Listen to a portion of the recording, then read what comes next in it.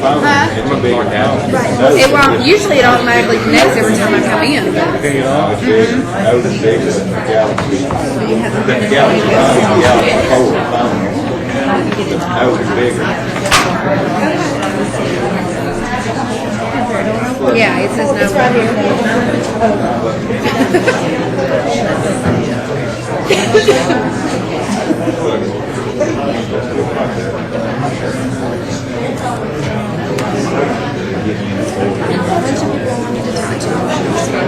I can't get my settings. I don't know where my settings are. Oh, settings.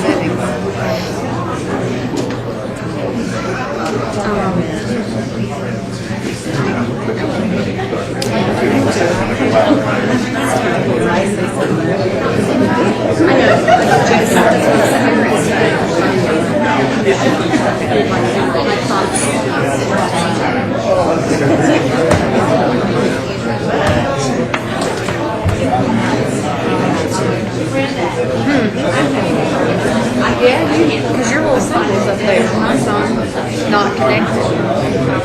It came across it.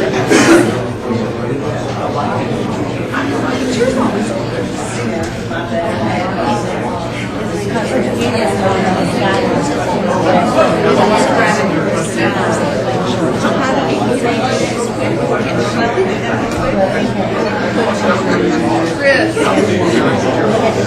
Sorry, he was staring at me, but is he having the same problem? What's hard wireless? Not here either.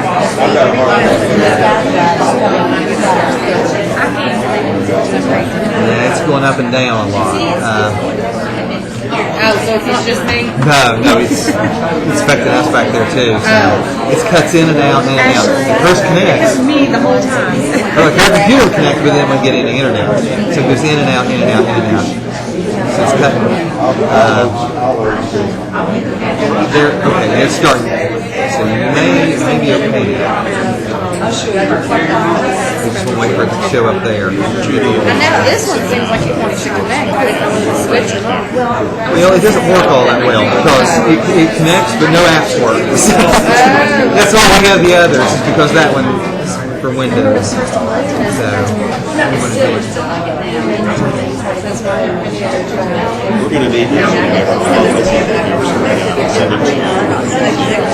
It might cut out, but it seems like those who have stayed connected have stayed connected. So I just got to get connected. yeah, and it grabbed it because it did select it. Let's do this. Toggle the wireless off for a second.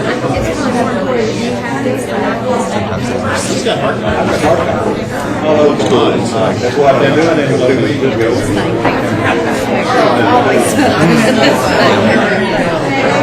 Just remember to do my evaluation.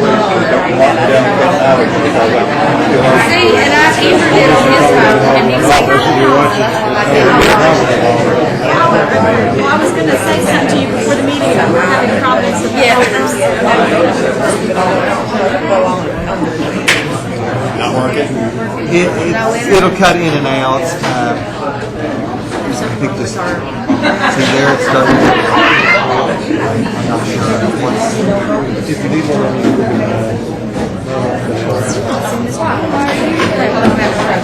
is that what it is when you're a lawyer? I'll do a different system. I download it. I don't have to do it off the regular website on the thing called Goodreader. And that doesn't operate off the internet the same way, so it's always. Oh, okay. What? Everybody else has it but me? I'd go over and tell them to be quiet. Don't see how they can be. Feel free. All right, everyone, I'd like to go ahead and call the meeting to order. I apologize for starting slightly late. We're having technical difficulties. Nobody seems to be able to access SkyDrive, so getting Word documents come up on everybody's computers, iPads, and whatnot seems to be a little bit difficult. Mr. Christie was smart enough to bring a printed copy of everything, so we at least have that to go on if we need to. So I'd like to welcome everyone to the regular meeting of the Clark County Board of Education for October 15th, 2013. I'd like to have everyone stand and observe a moment of silence.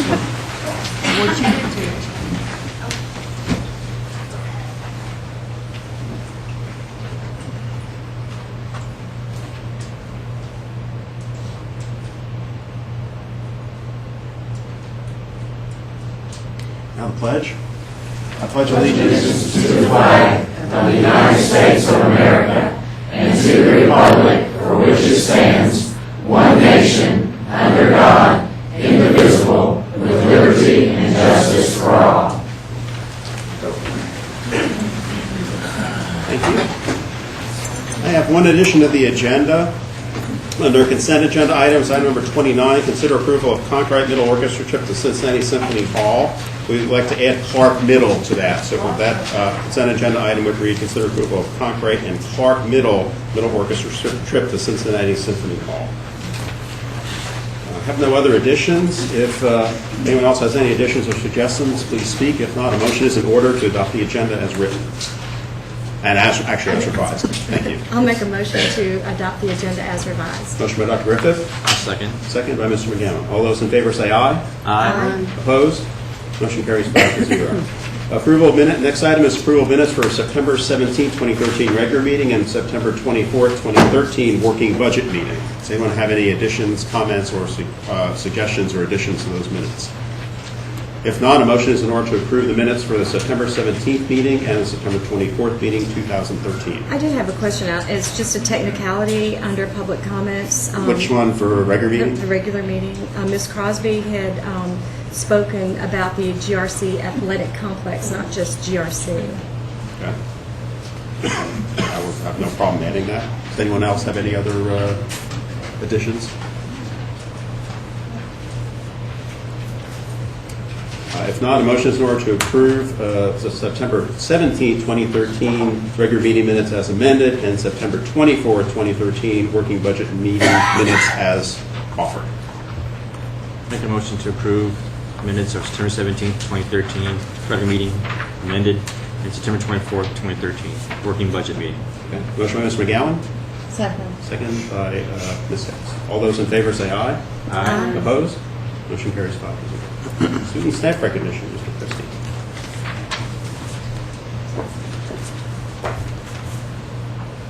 First, we're pleased to announce tonight that Phoenix Academy has been selected by the Kentucky Department of Education in the inaugural class for Best Practice Schools.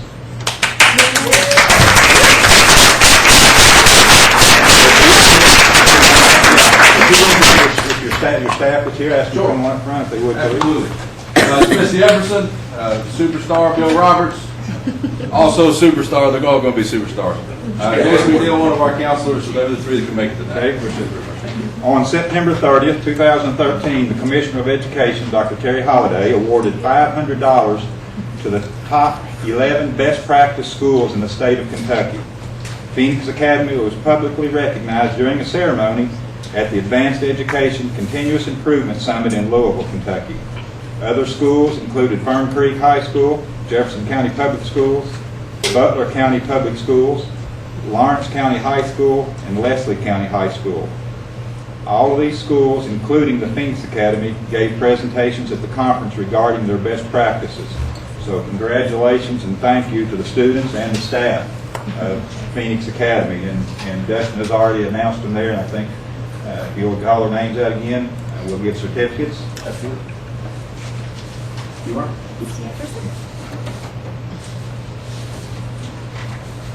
You. Bill. How are you doing? Hey, I'm good. Nice to see you. I'd like to thank the board for its support. Thank you.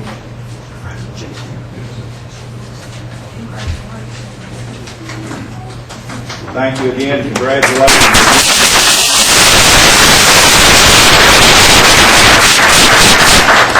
Mr. Howard sent me a picture that he had made with a couple of staff members and Dr. Holliday, and I said Dr. Holliday was lucky enough to have his picture made with the staff from Clark County Phoenix Academy. He should be appreciative of that. I'd like to add a personal note of thanks for everything the folks at the Phoenix Academy do. I really, really value your work. Many times we on the board have to do disciplinary hearings, and oftentimes the destination of students that come out of the disciplinary hearings is the Phoenix Academy. And I'm always encouraged when I see the reports that say that the students that are there have made progress. They'll be able to enter the workforce and hold jobs, and many of their problems have been solved. So I'd like to personally thank you for everything that you do for students of our county. We have another staff recognition, Angie Burton. The McConnell Center invites teachers across the state of Kentucky to apply and participate in a unique professional development series that lasts throughout the year. The series includes lectures and seminars. The content focus of this year's McConnell Center Teacher Scholars Program is Milestones of the 20th Century Revisited, Democracy in America. Teachers invited to participate in the McConnell Center will interact with national experts in American history, government, and economics. The program only invites 30 teachers to participate who will attend for monthly professional development seminars and sporadic travel experiences.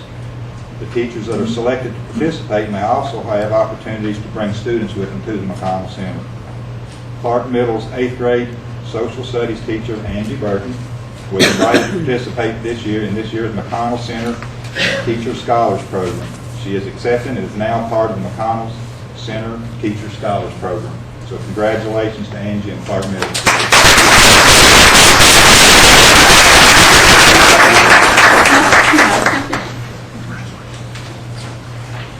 Maybe if you get there quick enough and start working on this government shutdown. Maybe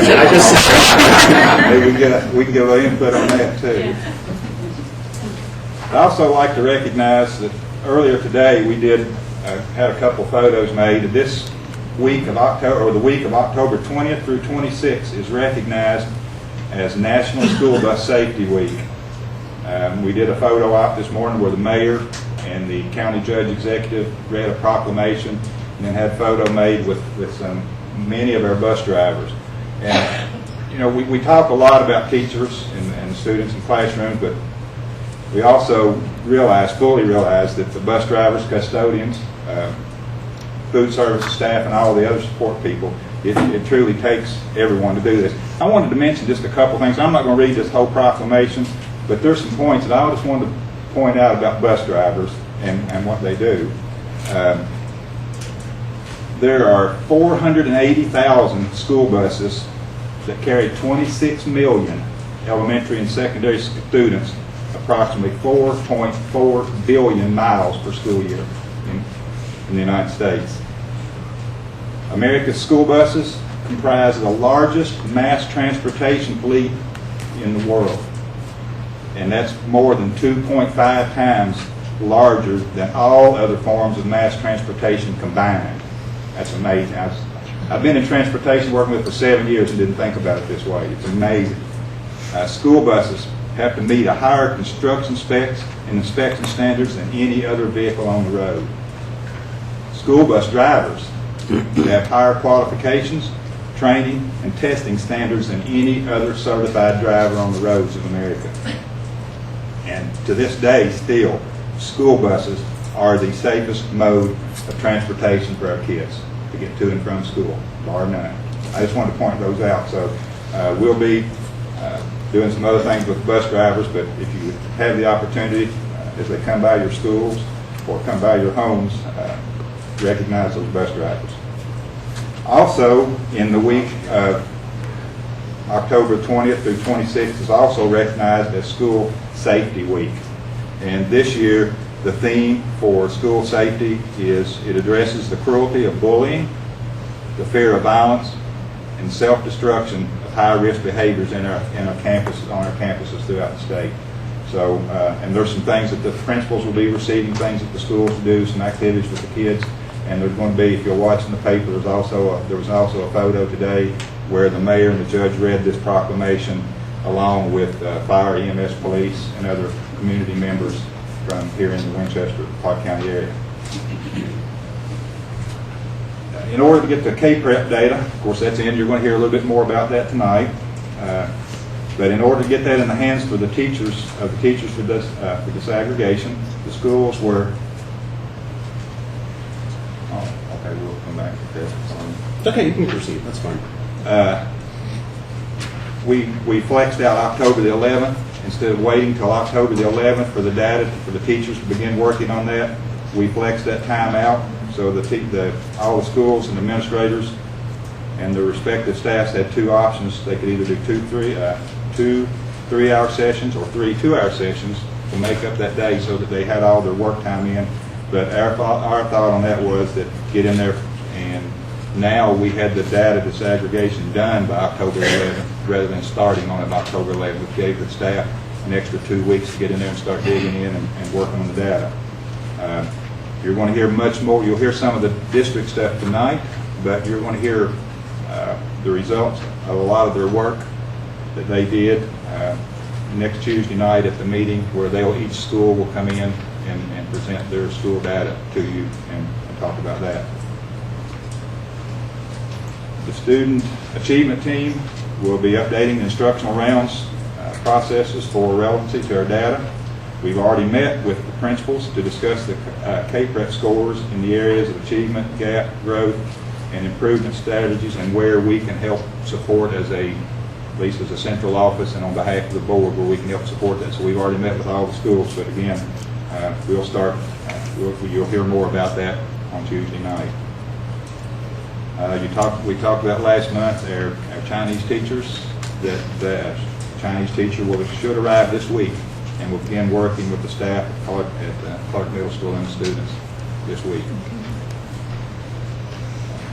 The first observation cycle window for the new PGES program closes on October 31st. All the teachers and the principals at the pilot schools are completing their self-reflections, professional growth plans, and mini observations. So that's taking place, it's a new program this year. That's all I have, and I think somehow I got ahead of the... That's okay. We were on a roll. Yeah.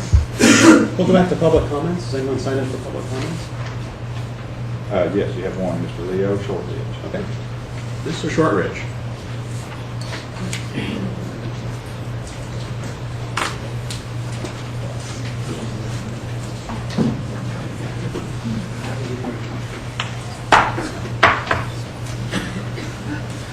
Good afternoon. I'm Leo Shortridge, and I'd like to thank you guys on the behalf of the 1,500 folks that signed the petition that we presented a couple of meetings ago to get the facilities plan back on the agenda. Hopefully, this thing will go better, in my opinion, than it went the last time, because from what I know of it, and haven't been involved with it, the state pretty much stepped in and says, you got to do this, this, this, and this. And if that's the case, in my opinion, I don't think you even need to bother these people and waste their time, because the whole purpose of this plan is to get input from the people who know it the best, the teachers and the staff. So I would encourage you to go about it when you reconvene it, and I hope you do here tonight. I think it's a worthwhile thing. I think we've had enough changes in this district with what's going on with all the new schools, the traffic problems, the money problems, and all the other things that we've got coming up. I think you ought to definitely consider it in a positive way. And after that, like I say, I think you ought to go at it and make sure that the people who are on this committee, number one, attend it, if not replace them. Number two, I think you need to make sure that you listen to the input, get the input out of them. Is that my time up? But anyway, I do appreciate the people are looking forward to getting that reconvened. You know, the politicians have told us we could do it, the state told us we could do it. Now I think we ought to go about it in an open mind and see if we really want to continue the direction that we're going, and the direction that the state seems to think that they always want to push us to go. It's our tax dollars. I think we ought to let the people who are paying the tax dollars make the decisions and not the states. But anyway, thank you. Appreciate your time. Thank you. Next item, we'll go back down, Superintendent's report, item number 4, second month attendance update, Mr. Holland. First off, Dustin Howard and I decided to coordinate our jackets and ties for you all tonight, so I hope you appreciate the efforts. I'm just kidding. No one knows this. This actually came in at 2:50 today, and so we are very pleased, and they will be surprised to hear this. Our high attendance day stuff came in, and congratulations to Providence Elementary, who won the large elementary award.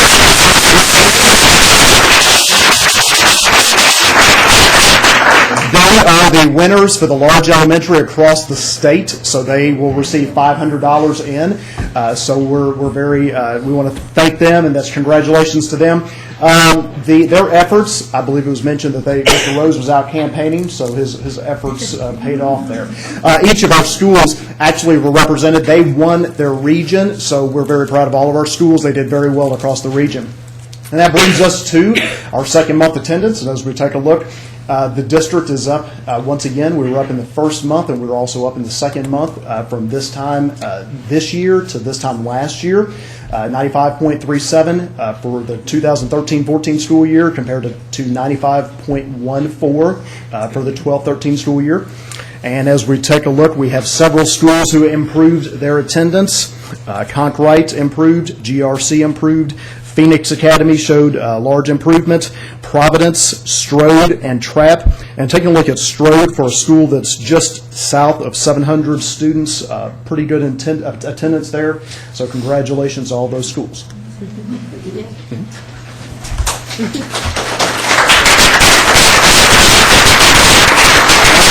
I noticed on high attendance day there were like no sick kids in my office.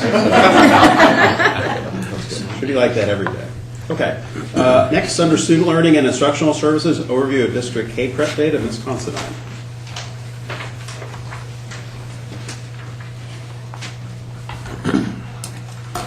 Good evening. I have the privilege to be able to share the 2013 Kentucky Performance Report for Educational Progress, our K-Prep results. And for the first time ever, our district was proficient.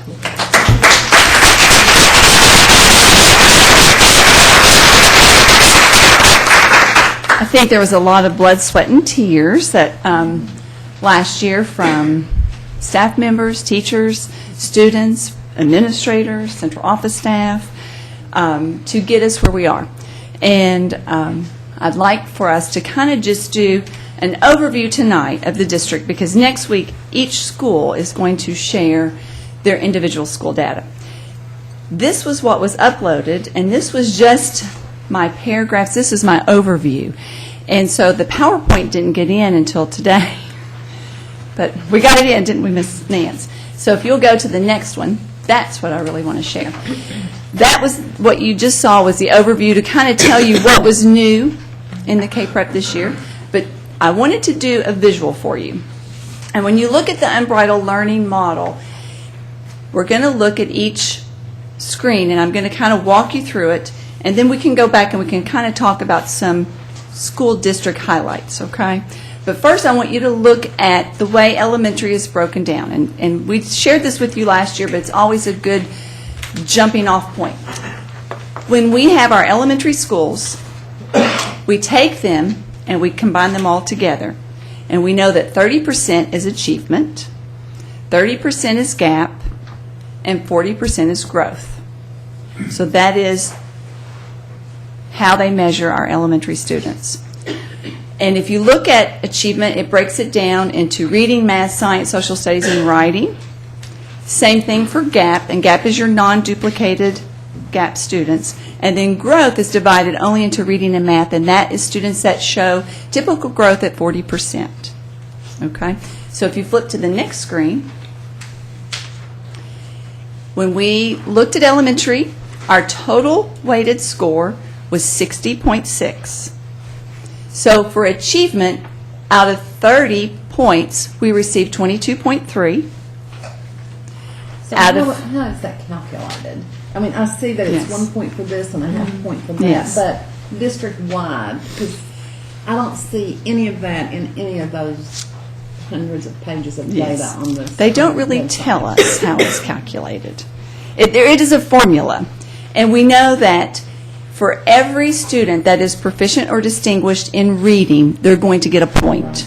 We do not receive any points for novice students. We get a half a point for students that are apprentice, and then we get a half a bonus point for those students that are distinguished if it has to overcompensate what our novice scores are. So it's very complicated of how the formula is determined. Last year we sat as a student achievement team and tried to figure out how it was done. Mr. Burkhead scratches his head he's our mathematician. And so really what they do is they take all the elementary students and they divide it into the point areas, and they get 22.3 for your achievement score. I wish I had a great explanation for it, but I really don't. Yeah, on some of those forms where they break it down in different ways, you have the data that's on the web page one way, and then you have the data that's on the web page another way. Yes. At the very top, it gives you where they add the things up and get their 60.6. So I don't know what made them decide that this got so many percentage points and that got so many percentage points, but it does all add up when you... It does. If you add up those three numbers, they will be 60.6. Yeah. And if you look at the percentages versus the weighted score, can't really tell you how they get the weighted score. And just this past week, Ken Drought with the Department of Education was really trying to explain growth. I watched the webinar twice. I still don't understand how I know each student is compared to their peers, and typical growth is at 40%. 40% of what? Of where their peers were scoring. They want... Okay. That's complicated by the fact that we've only been on this testing system for 2 years. For 2 years. So. And last year, we really shouldn't have received a growth score because we were comparing from KCCT with K-Prep, but we did receive a growth score. And they use 40% as their cutoff. And if you compare students individually, you can see if they received the growth gains, it was at 40% or higher. And that's something that was determined by some statisticians, I presume. All right, if we move on to GAP, and we're looking at out of 30 points, we scored 13.6. So we know that GAP is an area that we are constantly working on. That is our non-duplicated students. That's going to be our free and reduced. It's going to be our students with disabilities and our African American and our LEP students, limited English proficiency students. And so those students are only counted once, and that is different from the old model. Okay. And that is compared with their peers. And then we have growth, which out of 40 points, we received a 24.8. And that is growth looking at last year, the student where they scored, and did they see growth based on their peer group within that width band. I think this is about as easy as I can explain growth. So do you have any questions on elementary? All right, let's look at middle school. With middle school, the percentages change. And so achievement is we still see those content areas, reading, math, science, social studies, and writing, but we are now at 28% versus the 30%. GAP is at 28%. Growth is at 28%. And then we throw in the new little piece of pie, which is the college career readiness. And that's going to be our 8th grade students that take the Explore test. They use that data to determine our college and career readiness, which is at 16%.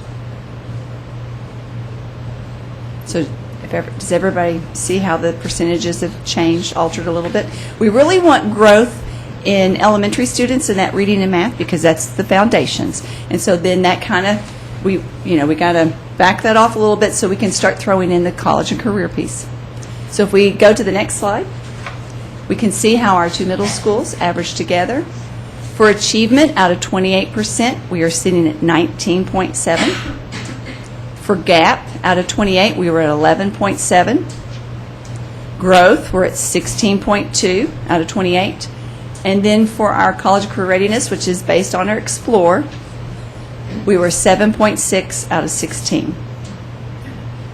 And that's students reaching the benchmarks in reading, English, and math. We do not count science based on the unbridled learning model. It's not factored in. Okay. So our total weighted score for both middle schools is 55.2. All right, moving on. Any questions about middle schools? High school. If you look at high school, we're going to back off on achievement. We're going to drop down to 20%. Gap is 20. Growth is 20. College and career readiness is 20. And then we're going to throw in the graduation rate, which is 20%. Last year, it was based on AFGAR, which is the average freshman graduation rate. This year, it's a new model.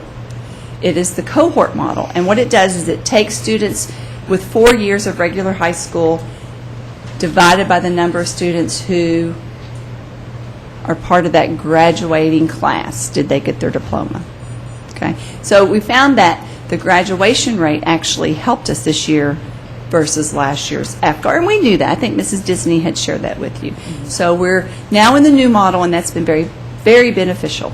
So with high school, it's really easy to remember their percentages because it's 20, 20, 20, 20, 20, 5 times.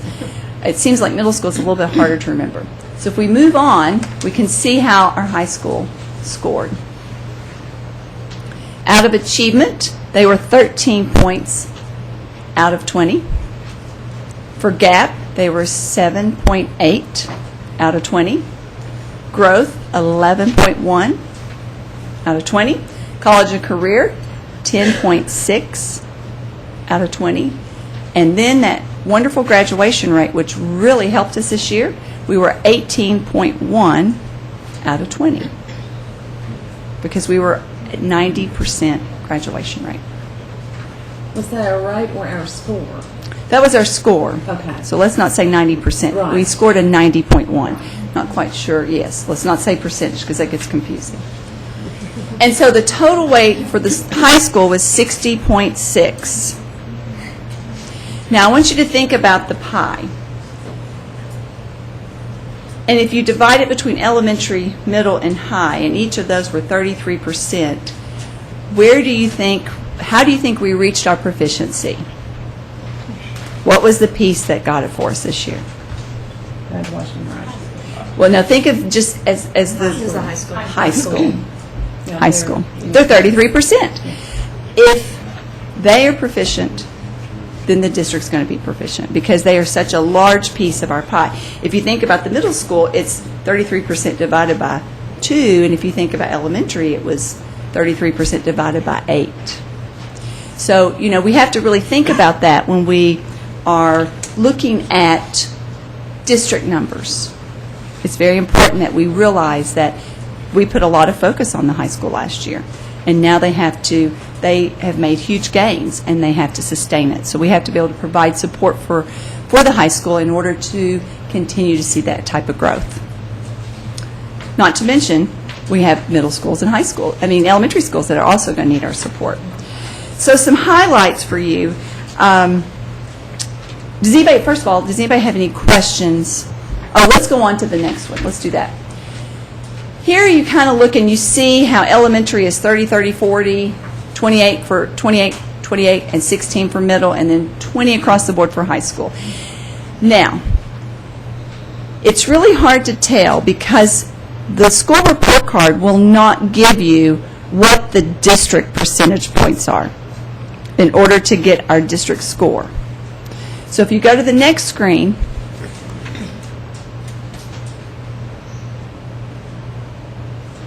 we were able to determine, based on how to get our 58.8, that in achievement at the district level, we were about 18.3. Now, I can't really tell you out of how many points because everybody's achievement is weighted differently. Does that make sense? Like the elementary's at 22, the middle school's at 19, and the high school's at 13. And so what we tried to do was figure out, at the district model, in order for us to score the 58.8, we knew we added elementary, middle, and high, and divided by 3 to get our average. But it's really hard to determine, if you look at the district model, what was the district's achievement score. And mathematically, we decided that KDE did not want to truly report that. That's why it's blank. If you look at the district report card going across, they do not give us figures. But we kind of Dawn and I played around with it. So we kind of figured in achievement, we were probably sitting at about 18.3.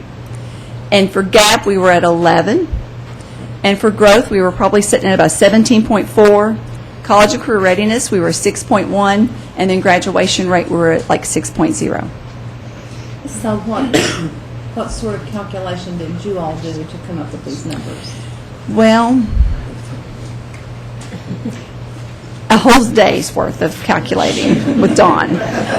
Because to me, I thought you should be able to take, for achievement, you should be able to take elementary, middle, and high and average those together to get your achievement. But it doesn't work out because everything is based, it's weighted, and it's based on different percentages. So what we tried to do was take the 58.8 and look at what achievement, where achievement was falling to factor in what would it be at the district level.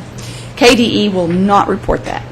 So if these are not, we would not say that these are reliable, valid statistics, but it just kind of gives you as a board to kind of see as a district as a whole where we were sitting in achievement, gap, growth, college career ready, and graduation rate.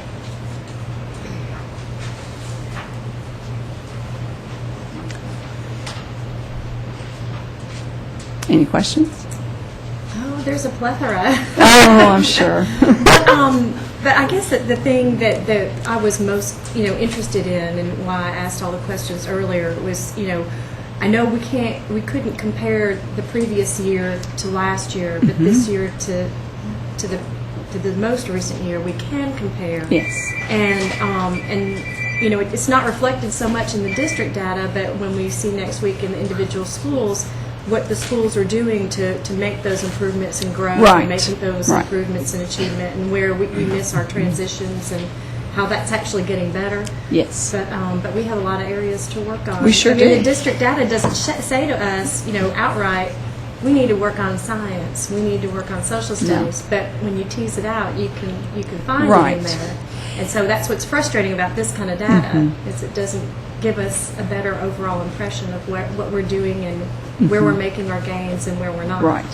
Well, let me just kind of share some things with you. I prepared the briefing packet for the newspaper, and it did give more information when it came to content level. And I probably should have uploaded that for you, but I thought they've probably seen it and they've already read it. But that is something that we could bring back and share with you after you've heard the individual schools, if you want to see how the district did in reading and math and all of that. I can come back and share that with you. But in achievement at the elementary schools, we saw an increase of students that were scoring in the proficient and distinguished levels, because that's what our target is, proficiency. Okay, so that's what we want to look at. And we saw an increase in reading and math. Reading went from 66 to 67.6. So small increase in reading. And in math, we went from 66.4 to 68.3. So that's probably some information that you would like that we can come back.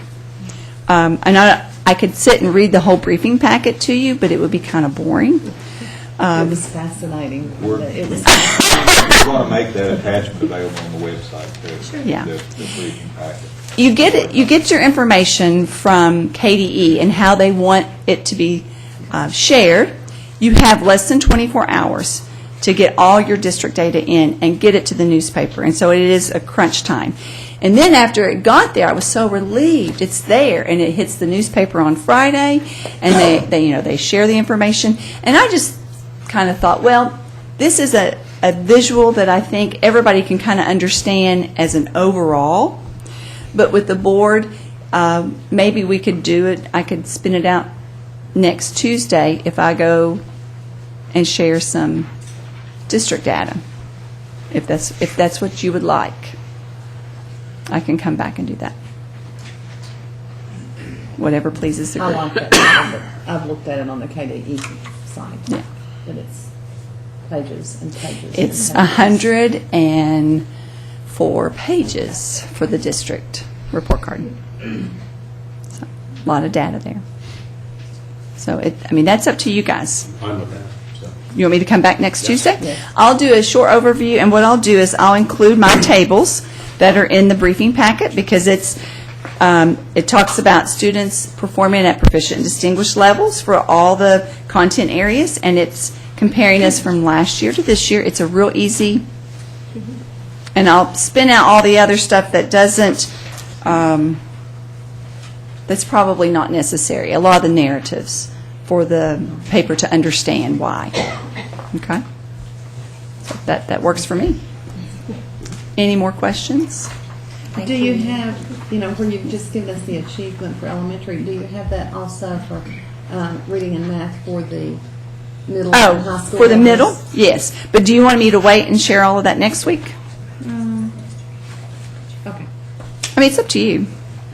I mean, it's in a narrative. I have no But, tables for you you. just gave us just these little reading was 66 Sure. to 67.6, math 66.4 to 68.3. Okay. Do you have that little condensed I do, version a little just condensed version for the middle schools. and high? Right. In achievement, the middle schools saw an increase of students scoring proficient or distinguished in reading and language mechanics.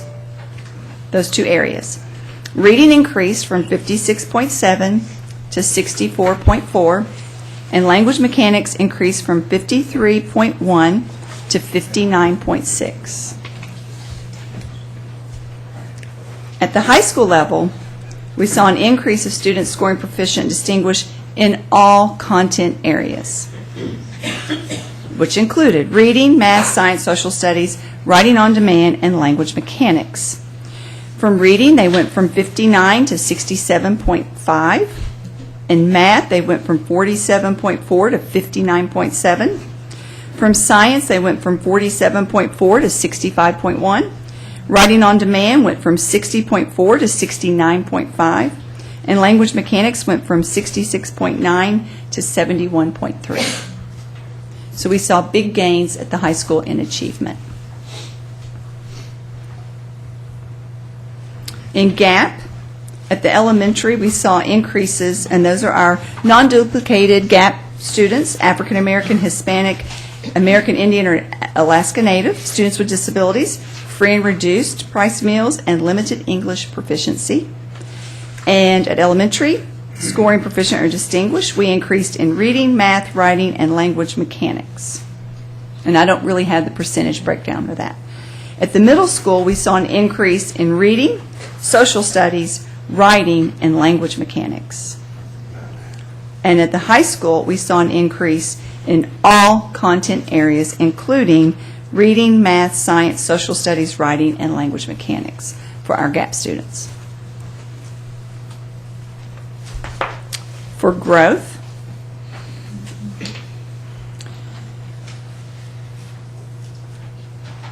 the elementary levels decreased slightly. And I didn't include that breakdown, but it is in a table.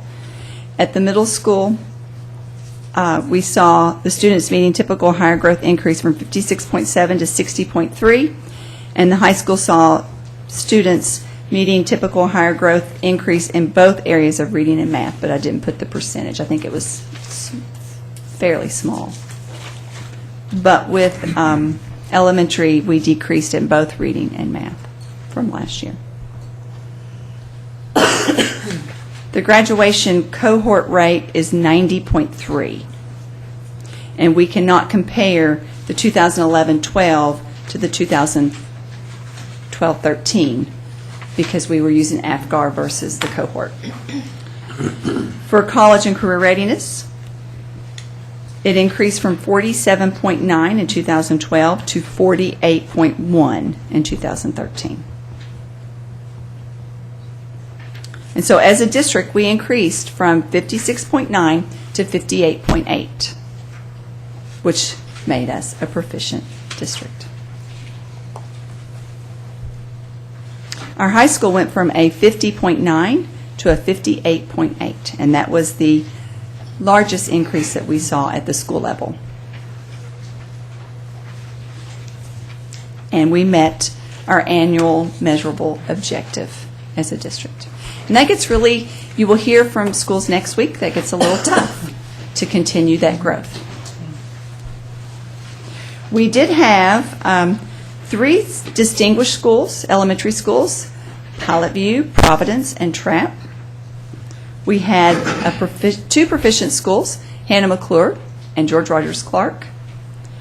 And then we had 6 progressing schools. They're 4 elementary and 2 middle, and they're classified as needs improvement.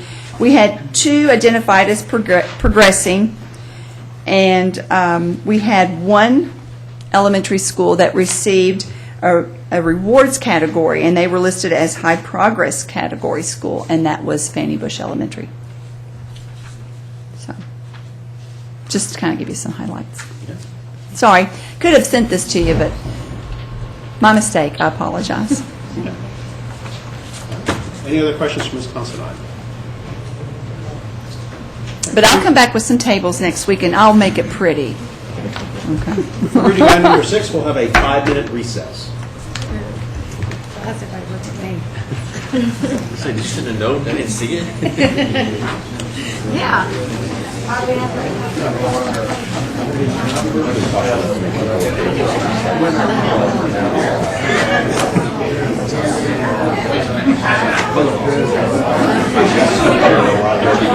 Let's back up.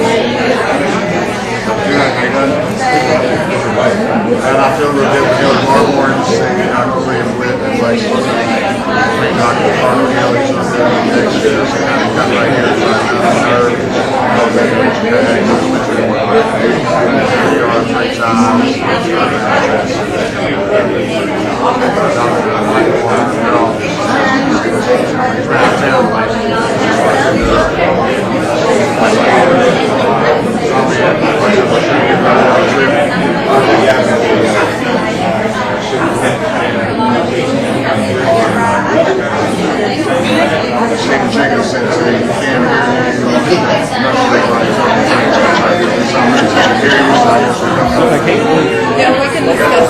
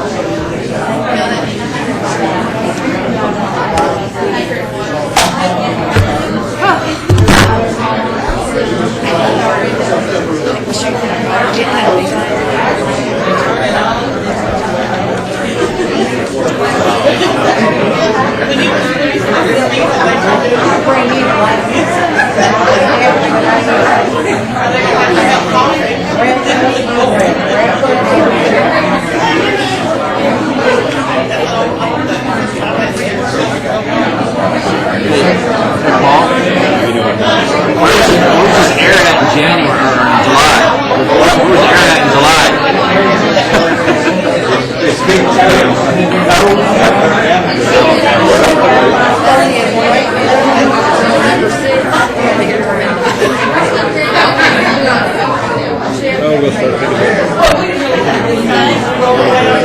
about it.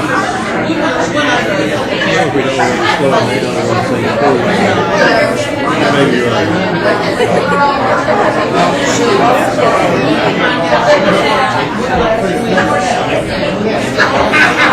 what'd you think of Castro, Judy? Did he do good? At 2 years old, he made a few calls out with his hair.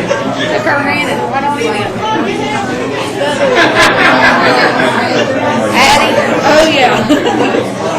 Yeah. It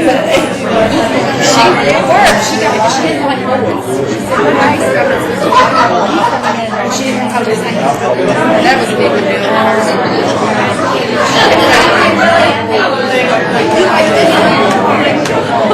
Yeah. She freaked out while we were laying down the hall. We didn't think she was going to be emotional. Yeah. He knew that he was at the end of when he sat down on Katie's drink. I know. Like, you were kidding me. This made him so comfortable. Scooted back. He's right. To the core. Oh, they back?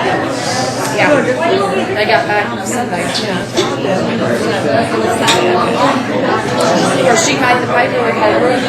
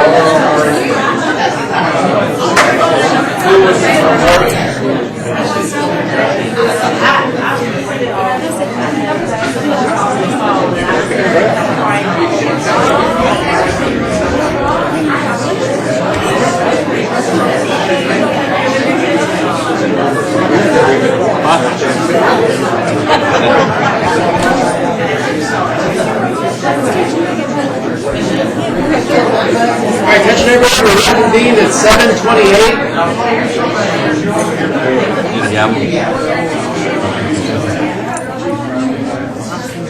I'd like to resume the meeting.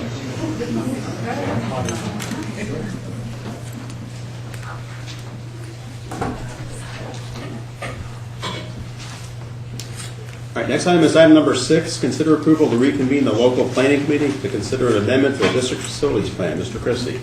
That's just as it is there, just consider approval to reconvene, to look at facilities and our plans based on the changes that we've made and items that would want to be considered under the new plan as far as traffic and some just many things that need to be looked at. So I would ask that you consider approval to do that. Should you approve that, it's by approving that, it's a directive to me to write the letter to the State Department to ask permission. I will tell you that I have met and had discussions with them, and they are in agreement to allow us to do that. But it would take a formal action by the board to request it and a letter from me asking for permission to reconvene the committee. In our emails, Mr. Christie, I'm still not clear on which of the items, and maybe the folks at the state further clarified this, but which of those 4 items do we need to even request? I don't have that in front of me right now, the exact one, but it was the curriculum, the one that had to do with curriculum. And what's our major change? Possibility of looking at least giving consideration to different grade configurations, and that would qualify with them. I'm in possession of a petition. 200 people, well, I want to say 150 families have signed it, and they will consider, moving their children from the district, in opposition to the middle school. So That's, considering we're at about 5,000, that's a significant number. And we did the math, and it's a significant amount of sequencing that we'll be losing if these people lose the district. So, If that in terms of happens, unforeseen occurrence, I don't know who was involved in the traffic situation at GRC earlier this year, but a significant amount of increased traffic on that road. Remember, we have the old high school, soon to be the combined middle schools on the same highway. So, and I don't think the amount of traffic that we had on that road, really, I mean, if we had both if the middle schools were combined that first day, and then we had GRC at the same time, we had gridlock as it was. It would have been 10 times worse. So would a change in start times resolve some of that? perhaps, but there's a lot of traffic volume going in the intersection between Boone Avenue and the bypass. When you mentioned grade configuration changing, we have never discussed that. And so are we going to put that on the agenda at some point? That would be up to the Facilities Planning Committee. If they, right now you have a plan in place, and that's what's in writing right now. So the plan, if you reconvene, it would be up to the Facilities Planning Group to make recommendations, and they could recommend on grade configurations, but anything that they recommend comes back to this board before it goes. I was under the impression that the school board determines grade configuration. When we determined last year to do 2 K2s and 2 3-5s, that was a board decision. That was not the planning committee decision. So is the state saying that that has to be a planning committee decision? No, that they're saying, they are saying that they look heavily upon what planning committees recommend. Very heavily on what planning committees recommend. But whose decision is it? It's the board's It'd be a board decision. decision. And ultimately, it'd be up to KDE as to whether or not they accept a change or a revision to the plan anyway. That's why I think you need to keep that in mind here. Right. Right in the very end, it's going to be up to them to whether they accept any changes at all. But having had the conversation with them and talking about traffic, talking about possible, just the moves, the grade configurations, all of those things, they said they would grant approval if this board asked to reconvene the planning committee, that they would grant that approval. I have a question about the grade configurations again. We already, this board, not this particular board, but the previous board had approved for us to go to a K2 through 3-5 split, and that's how teachers have been planning their curriculums and everything else. So, if we are going to consider changing our configuration of our grades, I feel like we need to discuss that.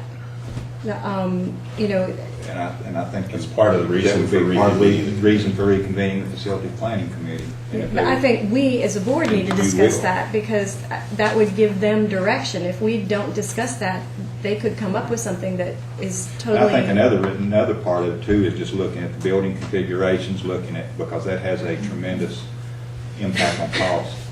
It's a cost implication too, so that was another reason the facilities planning, they were saying that the Facilities Planning Committee should relook at it. It's the cost of construction to make these changes. And are there other configurations that could be less costly for the district? But won't the construction continue even as this is Yes. going on? Yes. Okay, so how does Well, that affect construction cost if we're going ahead with construction You while can this stop at discussion any point. continues? Construction can stop. There's no construction going on at this Yeah, time. the GRC renovation project's not fully funded. So Well, only but for part the of that's part that being done. is, and based on the letter from the commissioner, that has to continue even while any discussions related to the DFP would be going on. So, will construction There is no at construction at this point going on, and you're just getting to a point tonight to even get bids on any construction work. But we That's have on the these agenda for later specified tonight. dates that are established by the commissioner, But not the having- facilities people. Having met with them, that they're willing to relook at those dates. And was the Wow. commissioner involved in that meeting? Someone from his office was, Associate Commissioner Yes.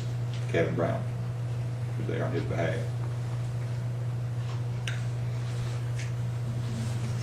And when the committee is reconvened, what sort of instruction will be given to them? Well, that, we'll look to KDE for part of that. KD will give instruction. I mean, they're going to have some input. And will we have a KSBA facilitator That facilitating would be these a board meetings? decision. That would be a board decision.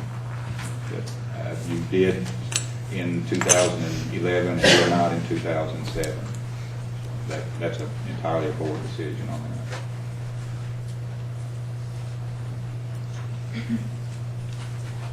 Was the discussion primarily about the middle school and traffic patterns, or did you discuss the preschool, which we need to discuss? Preschool, discuss all of it. Yeah, kind of laid it all out on the table. Discussions of preschool, that's a huge, what cost to our district, and the fact that we got preschoolers that's not in a building, so that was part of it. Honestly, the gymnasium was part of the discussion, because, and that's part of the kind of the extenuating circumstances until you come to some form of something there. You've got high school, middle school, no matter what you're looking at shared facilities. So But we knew this. We knew this in 2006 and 2007 and all years from then until now. That has not changed. And Mr. Christie, you were one of the major architects of that earlier facility plan in 2007 that is continued through 2012. I don't know if that's a compliment or not. I was on the committee of 20 people. And you voted, every time there was a vote on it, you voted in favor of both the 2007 plan and the 2012 plan. This district is in a much different place today than it was in 2007.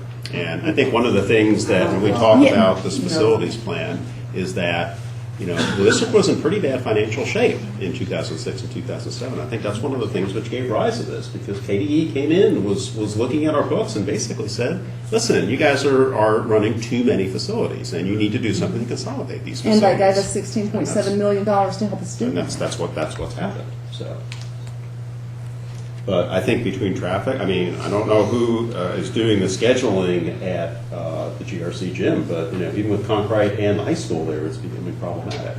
So.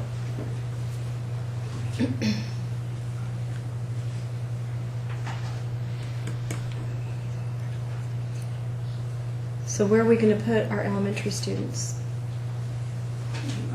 That's a facilities plan. I know, but they're moving next year. I guess I have a question. If we reconvene this, how quickly? I would say you have a plan in place, and unless there is a change made that is approved by this board and the State Department, you have a plan. So you have. That's where we're headed right now. Okay. Can we still look at reconfiguring grades even with this current plan? Yes.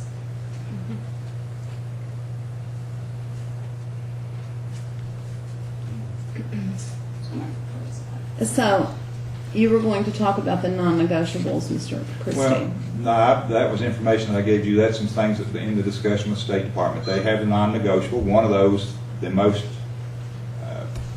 one in the forefront is the fact that we are still going to be required to close all Category 5 buildings. That's a non-negotiable. That's the $16.7 million. That's scheduled, on schedule. It's going to happen. 2 of them have already moved into the new building, and the 3rd one will move in next year. Okay. That's And yes. based on the letter from the commissioner that talks about the remaining elementary schools, is that to still happen?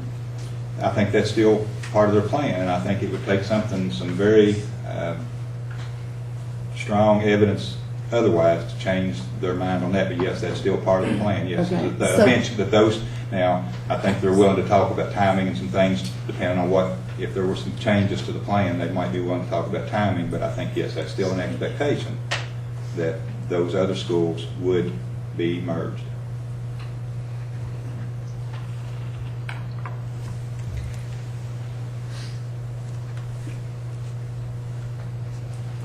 I know that many teachers have done a lot of planning to try to get to the K2, 3, 5, and they're planning to move next year. And I just am concerned if we're going to make changes, what are we saying to them? How are they supposed to plan? And I want to make sure that if we do something, we do it expediently. I understand. So we find a yes or a no answer quickly. And do we have the time to do that? They gave you the impression that we do? Well, yes, from the conversations with them, but I agree with you, it needs to be done, and they need to look at it quickly, and it's not something that can drag out for many months. Well, what's the timeline if the committee is convened and or if the State Department does approve for the committee to be reconvened?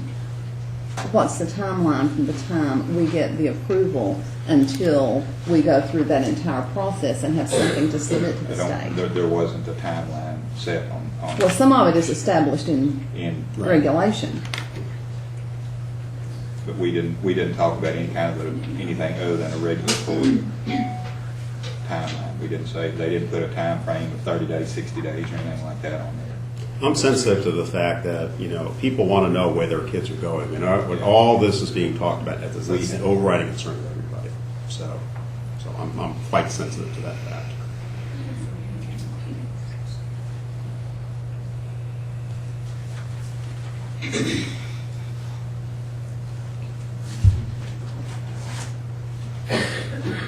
All right, any other discussion? So this is basically, we're just looking at the current plan, looking to see if there's anything better. I mean, that's what we're doing. We're just going back through it. My gut feeling is I think the state is going to hold us to closing the Category 5 and closing the small elementaries. So where do we put the small elementaries? In the middle school that we're renovating, and in the two middle schools that are renovating the elementaries. Okay. And where do we put Clark Middle? At the renovated Concord. So what's to this? There is enough community concern. I've got I believe Mr. Shortridge had a petition with 1,500 signatures on it. How many people live in? How many people do you live in the county? 30,000. 35,000. Okay, so that's a significant number. Now I have petitions also supporting the current facilities plan. So, and I think this would be one last chance to get this out in the open, that everybody can talk about this, everybody can be heard, everybody can see where the community's coming from, everybody can see where the state's coming from. They can come up with something that is going to make everybody, we're not going to come up with something that makes everybody reasonably happy, but the best we can do under the circumstances. Did the court ruling come up in the discussions in your meeting with the State Department officials? No. In August of 2008, Judge Wingate ruled, based on the challenge of the previous facility plan, that the facility plan would move forward. Okay, the 2012 plan has the same elements in it that the 2007 plan had. Does the judge's ruling impact any of this? No, because he only issued he denied to order a temporary injunction. So that was the ruling that was made. I don't believe any further legal action took place. But the only legal issue there was whether the court granted an injunction or not. They elected not to. And therefore, the plan moved forward. Okay, so that is not an issue with this. No, but the legality of the plan was never debated in court. Actually,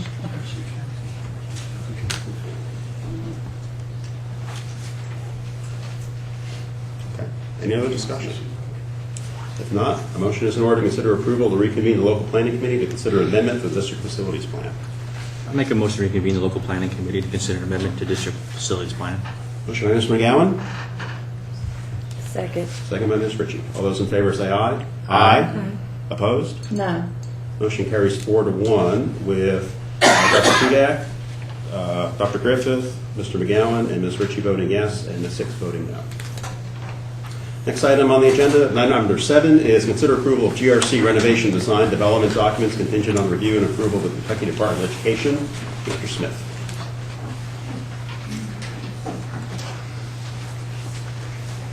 Good evening.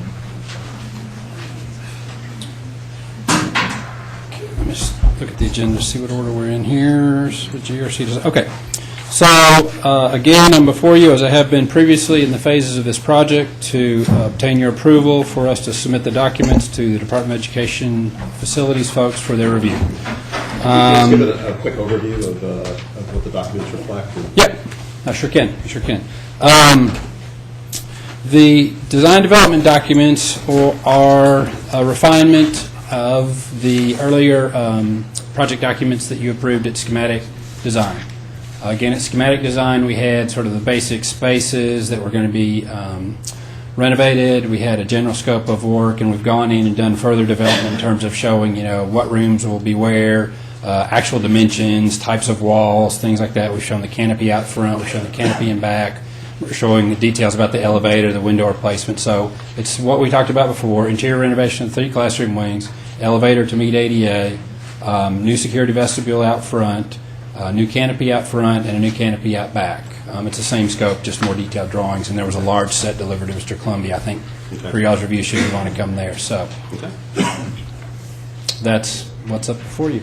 And that includes the BG2 and BG3? That does. It's BG2 and 3. BG, for those of you that haven't been through the construction process before, BG3 is the cost estimate. We are on budget. In the KDE form, they've got a very specific form they want us to write those numbers down in. And then the BG2 is a specific form that tells them what's going to be on the floor, what's going to be on the walls, the type of heating and cooling, and so on and so forth. So they've got specific forms that they want us to put that information in. So we do that, and they're called a BG2 and 3. Were the teachers or principals involved in any of this? I mean, we worked with central office staff, Okay. And I did not work directly with any principal or teacher in terms of that. Okay. So now I will say that in doing so, it is really just finishes and more maintenance type items, mechanical, electrical. We're not really reconfiguring the classroom spaces. So I just really had a question kind of about, there's top boards, whiteboards, and tap boards in each of their rooms, and I was wondering if the size that they're given, the 4x6, and for the whiteboard and the top boards, were they, an adequate size for teaching? right, that's a very good question, because they can come in a variety of sizes. We did that based on the requirements for technology. You've got interactive board, electronic interactive board, and a whiteboard, and so that is our understanding of what the standard is for the district, so we've put that in that fact. The TAC boards, there's a minimum requirement that KDE has, but you certainly could put more in, and I'd be more than happy to consult with the staff through Mr. Columbia and Mr. Christie to see if what we've got would need to be revised anyway, and it's easy to change an item like that at this point in the project. Yeah, I've just, I've heard different things from different teachers. Some of them are like, I'd really like to have more whiteboard. I'd really like to have the projection screen in a different place, things like that. But I just, looking at 4x6, I thought, is that really an adequate size for them? So. Yeah, what I try to be careful about and respectful to is a district like yours where you've developed specific standards for those kind of things. I try and reflect that in the documents. But certainly I'll revisit that with Mr. Columbia and make sure that what we've got meets your current needs, because it is based on things that were done in some previous projects. So I'll check and make sure that's still what you want to do. I don't have any other questions. Thank you. Any other questions from Mr. Smith? If not, an item is in order to consider approval of GRC renovation design development documents contingent on review and approval of KDE. I'll make a motion to approve GRC renovation design development documents contingent on review and approval of KDE. Motion by Dr. Griffith. Second.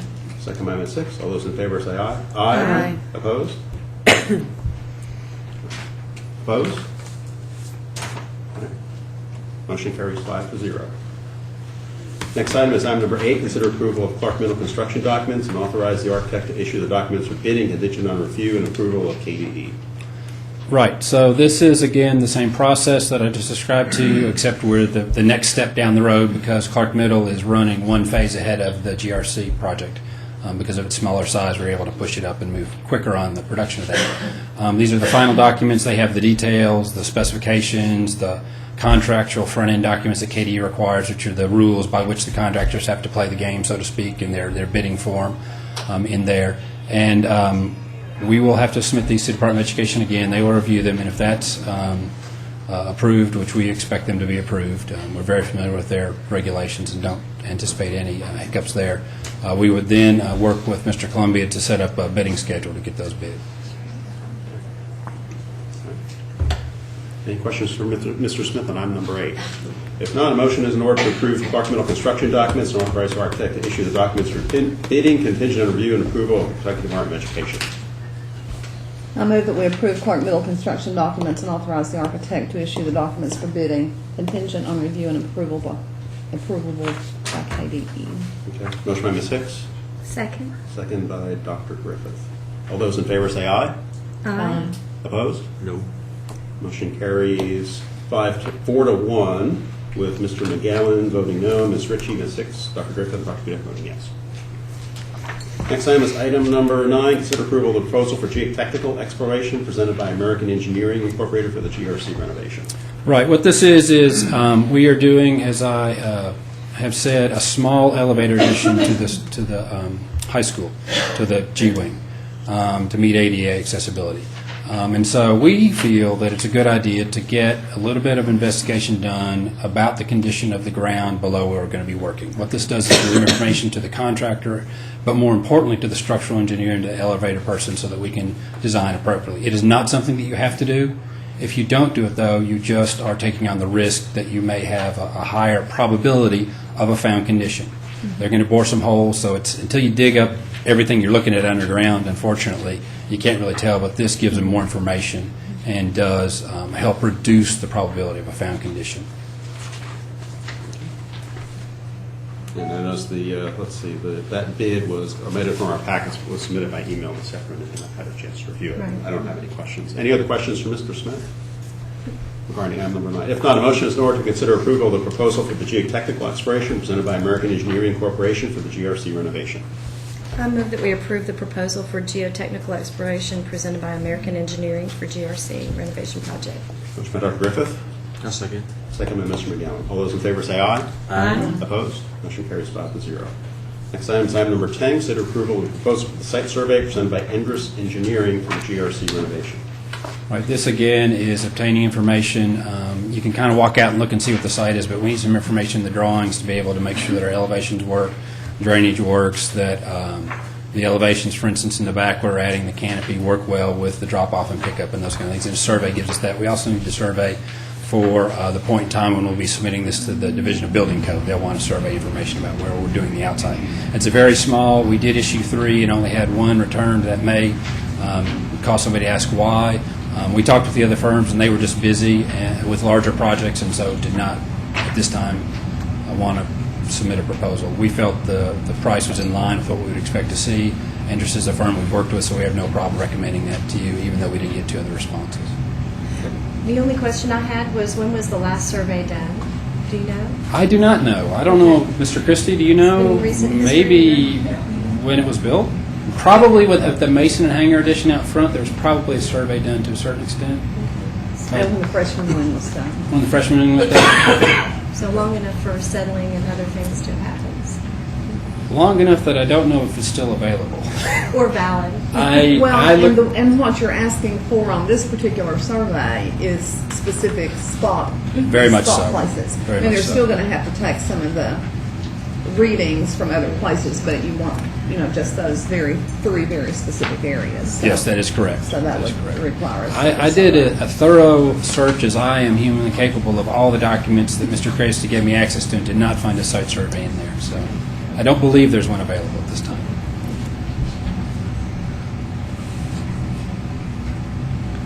Any other questions for Mr. Smith? If not, a motion is in order to consider approval of the proposal for the site survey presented by Endress Engineering for the GRC renovation. I'll make a motion to approve the proposal for the site survey presented by Endress Engineering for the GRC renovation. Motion by Dr. Griffith, I'll second. second by Mr. McGowan. All those in favor say aye. Aye. Opposed? Motion carries 5-0. Thank you, Mr. Smith. All right, you're welcome. Next item is item number 11, consider approval to add volleyball to extracurricular activities at Conrad Middle School. Ms. Thompson. That's it. Okay. We want to add volleyball to our extracurricular activities this fall. Now, that's going to be a winter sport, right? Winter sport, absolutely. So tryouts would be like tomorrow if we approve this. Well, no, actually, I think around November 1st, Okay. they can start practicing on Monday, or doing some preliminary practicing, I think. Okay. We have worked out a schedule with our facility. We have 18 games, and we're going to play 14 of them away. We reserved 4 there at the school just because of the conflict. So many things going on in that gymnasium, but we worked that out. So. Okay. Any other questions from Ms. Thompson? Okay, if not, a motion is in order to approve adding volleyball to extracurricular activities at Concord Middle School. Does the board pay for the coaches? I mean, it says no cost here, but typically, doesn't the board pay for coaches They're for the paying, middle school? I think these are coming out of the, They're coming out of athletics. Right, okay, so, and that's continuing, it will always come out of school funds? It is at Clark Middle and has in the past, so they're doing it to keep on an even keel. Other sports, our board pays. Do we run into any Title IX? I guess middle school doesn't come under Title IX? No, it's going to, but it's not yet, but where everything has been done under Title IX auspices, even though it's not part of it right now. Okay, but if we're paying for baseball, which is a male sport, and we're not paying for volleyball, which is a female sport, how is that Title IX consistent? If it were large numbers, large costs, it could affect, but at such a low cost stipends, it's not going to be dramatically affected. But I think probably in the future, that's something they're probably going to need to look at to level the playing field, so to speak, on that. Any other questions or discussion? If not, a motion is in order to consider approval to add volleyball to extracurricular activities at Concord Middle School. Make a motion to approve to add volleyball to extracurricular activities at Concord Middle School. Motion by Mr. McGowan, Second. second by Ms. Ritchie. All those in favor say aye. Aye. Opposed? Motion carries 5-0. Next item is number 12, consider approval of KETS fiscal year 13 technology activity report. Mr. Napier.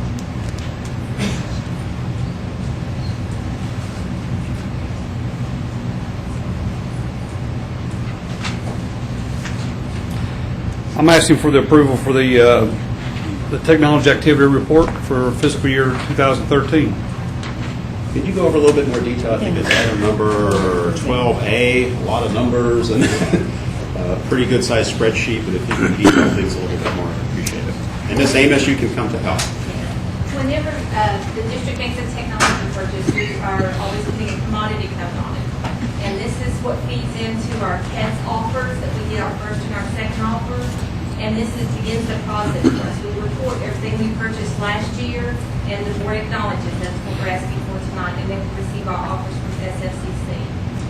But this is just to all recognize what we bought for technology last year. Okay. Could you go over that briefly, if you don't mind? What we bought last year? It's there, okay. Yeah, it's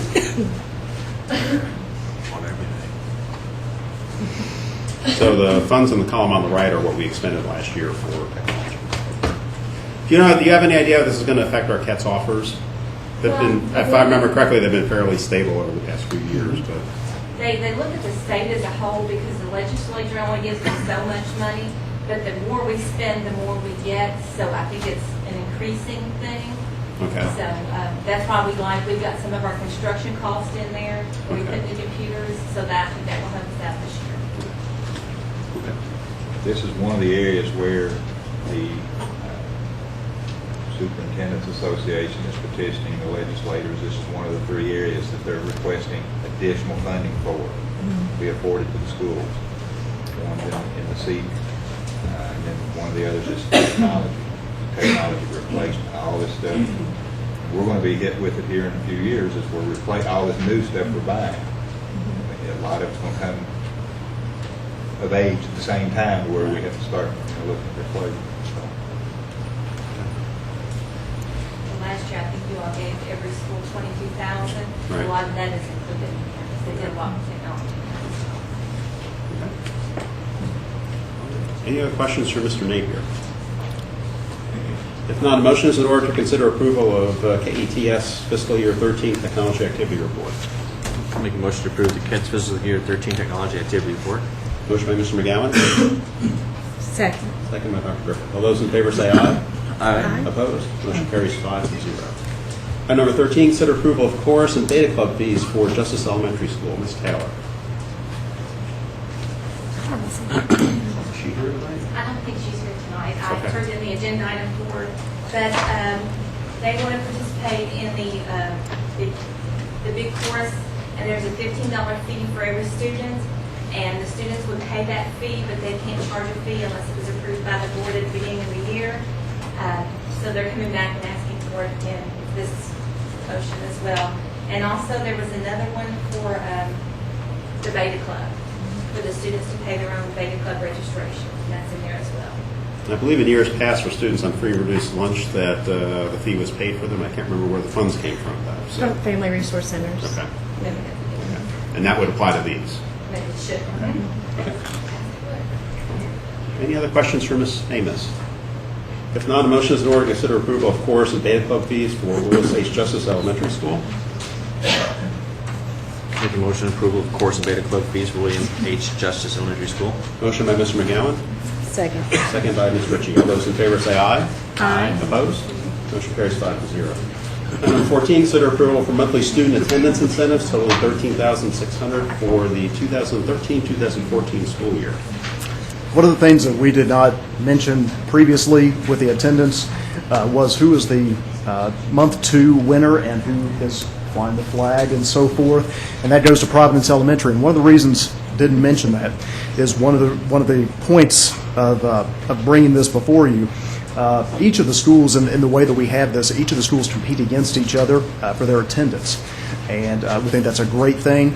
We'd like to add a new wrinkle into it, and so we wanted to bring to you is a way for them to compete, instead of competing against each other, for them to compete against themselves. And so for us to set a challenging yet attainable goal, each school, so that they would be playing against themselves and trying to reach that bar. Still would do the flag, and that way that we could see who the district winner is. But this way, we could reward the students, really build the attendance, and really build the pride. Have each school have the opportunity to do that. Some of our schools, the larger schools, that's a difficult thing for them to be able to compete with smaller enrollments. Certainly can have the highest in the district, and we hope that is the case.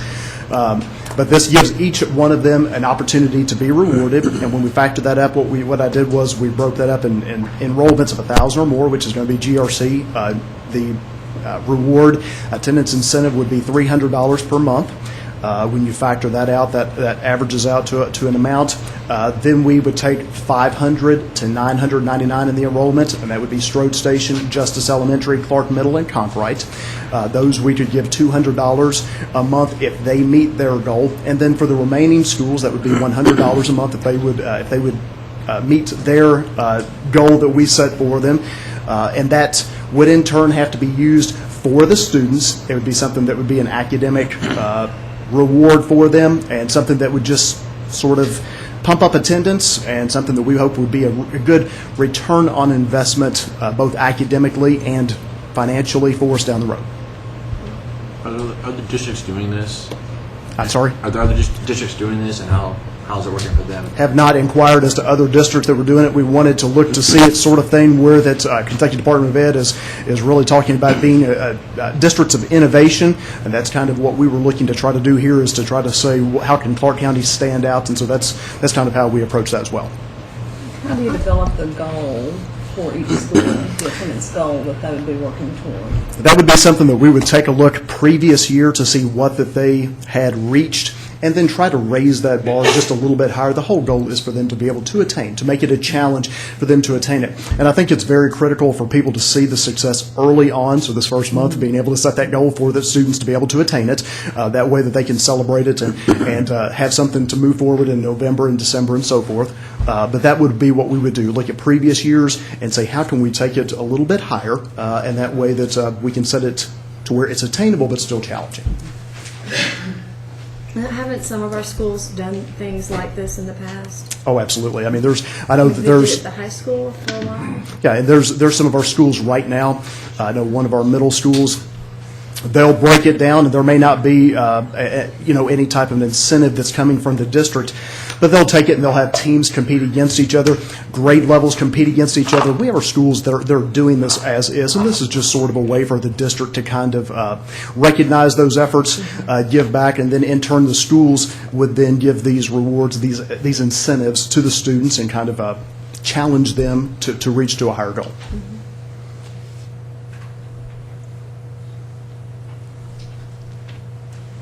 I would say hopefully this will provide a good return on investment. I hope so. Kids can't learn if they're not in school. Absolutely. And we get paid more if kids are in school. Any other questions for Mr. Holland? If not, motion is in order to consider approval for monthly school attendance incentives totaling $13,600 for the 2013-2014 school year. I move that we approve the monthly student assistant attendance incentives in the amount of $13,600 as presented by Mr. Holland for the 2013-2014 school year. Motion by Ms. Hicks. I'll second. Second by Mr. McGowan. All those in favor say aye. Aye. Opposed? Motion carries 5-0. Thank you. Thank you, Mr. Holland. Item number 15, consider approval of revisions and first reading of board policies 03.122 and 03.222, holidays and vacations. Ms. Ryan. Well, according to our current policy, anybody working less than 260 days by law is getting 4 paid holidays, and that's a mandate. Tonight, and I'm hoping that everybody's read through the narrative, we were hoping to add Independence Day and Memorial Day to our 220 to 239 day employees, and then an additional 2 holidays of Christmas Eve and New Year's Eve for our 240 plus employees. Our 260 day employees already get 8 holidays and 10 vacation days. When doing some research of surrounding counties, I found varying ways of paying this. I was very surprised to find out that many counties that surround us offer up to 9 paid holidays for their employees, and when there's a presidential election year, they also have that as a paid day. In addition, many of them offer paid vacations to their year-round employees, which we don't do, and that's not on the table at all. But this would be a way to give some incentive and show some appreciation for our employees that work year-round, and it would be no added dollar amount to our budget. They would just simply work 2 to 4 less days of their contract days. Anything to add? This wouldn't take off anything off their job descriptions, any duties, any work performed. They still have the same amount of work to get done. We've lost, and we continually battle other districts to keep their people. When you look at surrounding counties, we're the lowest on the totem pole. We were getting, I was here 7 years prior to this, and we did everybody got the 4th of July and Memorial Day, but just through some research and going through the policies and re-looking at everything, it was found that the policy had never been changed, even though the district had been observing those as holidays for the folks for, I know, in the 7 years that I was here, 6 of the 7 years that I was here. I was talking to someone from Fayette County, and they had told me that for spring break, that their office just closes, and they allow their employees just to be off, and they don't take their non-contract days. And at Christmas time, they allow them to flex 5 days. They're year-round employees, such as principals. So, just saying that, we value our employees, and I think we need to show them that we value them. And just want to ask you to consider approval of changing these policies. Mr. Christie, I don't understand how not working certain days doesn't impact the budget. If people are working less, how can that not impact the budget? You're paying them for those days. I mean, they're paid for those days as is. So to take those days off, it's not creating any additional pay. Now, you are paying them for days that they're not working. Right. That would add the days that you're not. So it does impact the budget then, doesn't it? Not from where it is currently. It's budgeted for all those days for them to work. To be paid for. To be paid for those days. It's already budgeted for that. For this year? Yeah. Okay, but we have 62 employees who will be affected by... It's some by some number, between 2 and 4, yeah. But we're not going to be paying for any more. There will be no more money that goes into the budget. They will simply work 2 to 4 less days. Yes, I understand that.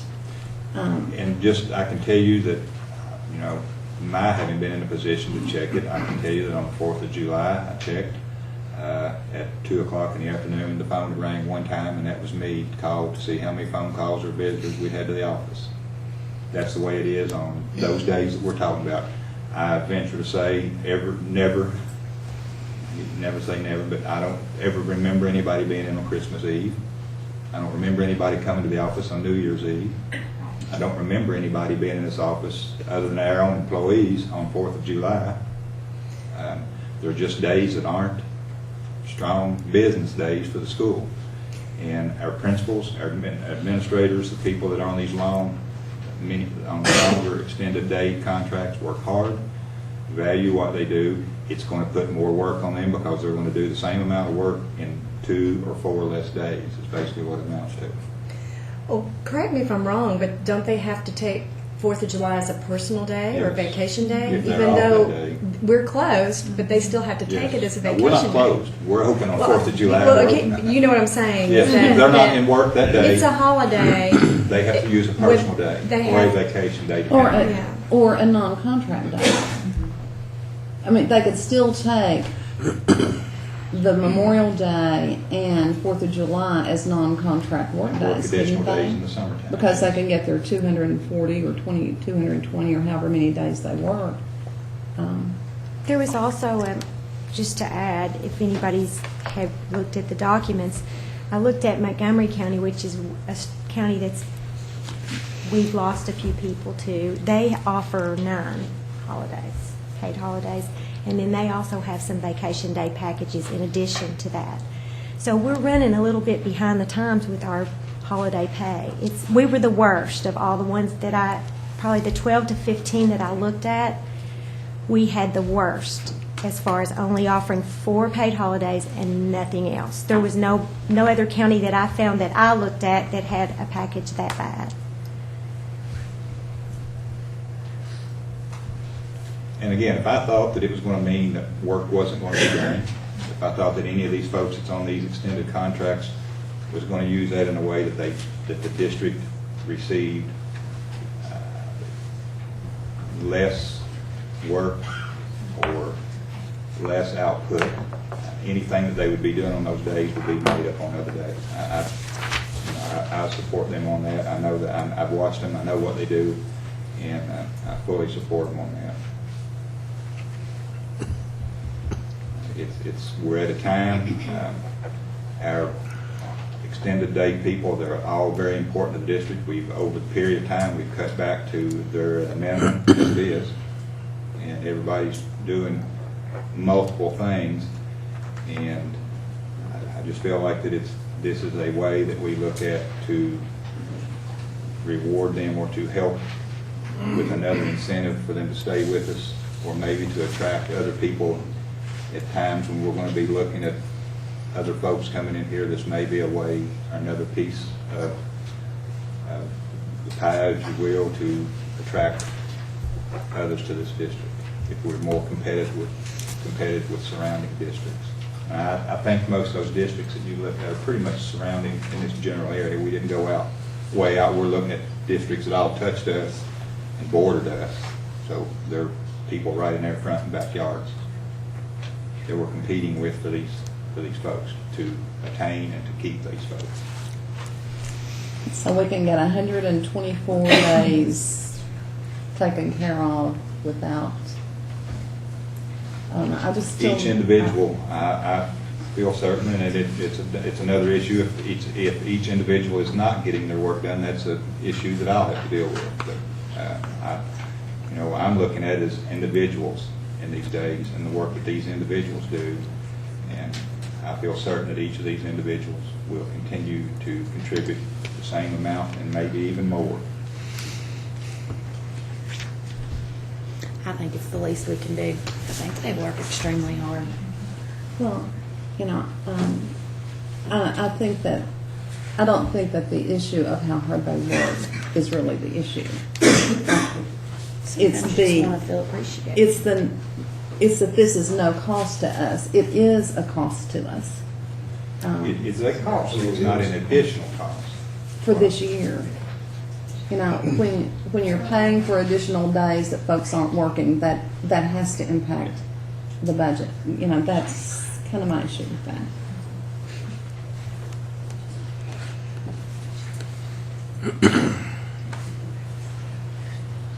Any other questions for Ms. Ryan? If not, motion is in order to consider approval of revisions and first reading of board policies 03.122 and 03.222, holidays and vacations, as presented. Make a motion to approval of revisions and first reading of board policy 03.122 and 03.222, holidays and vacations. Motion by Ms. Ritchie. Second. Second by Dr. Griffith. All those in favor say aye. Aye. Opposed? No. Motion carries 4-1 with Ms. Ritchie, Mr. McGowan, Dr. Griffith, Dr. Hudak voting yes, and Ms. Hicks voting no. Thank you. Thank you, Ms. Scarlett. Yes, thank you very much. Thank you.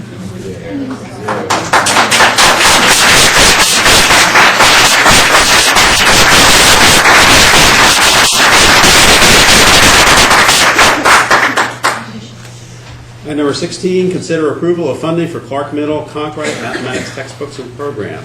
Ms. Whitesides and Ms. Thompson. Good evening. Would somebody put this air conditioner on there? Yes. Please, it sounds It's like on. it's It's on. fall. It's on. Ow. I'll make a, can I put that on there next time? Sorry, Ms. Whitesides, go ahead. That's okay. I put the Thank air you. conditioner on the facility plan thing. Yes, there we go. It's already on there. About Really, 10 years that ago, smacked me. we purchased CMP2, and our middle schools have been using CMP for that long. We have purchased new books along the way, but CMP2 has been our curriculum for the past several years. And we have seen good growth and good achievement with that program. It is best practice pedagogy. Our teachers do a launch. They hook the students into getting the interest in the math lesson, and then they go ahead and let them do some inquiry and some skill work, and then the teacher summarizes the lesson and brings the group back together after having some group work and partner work.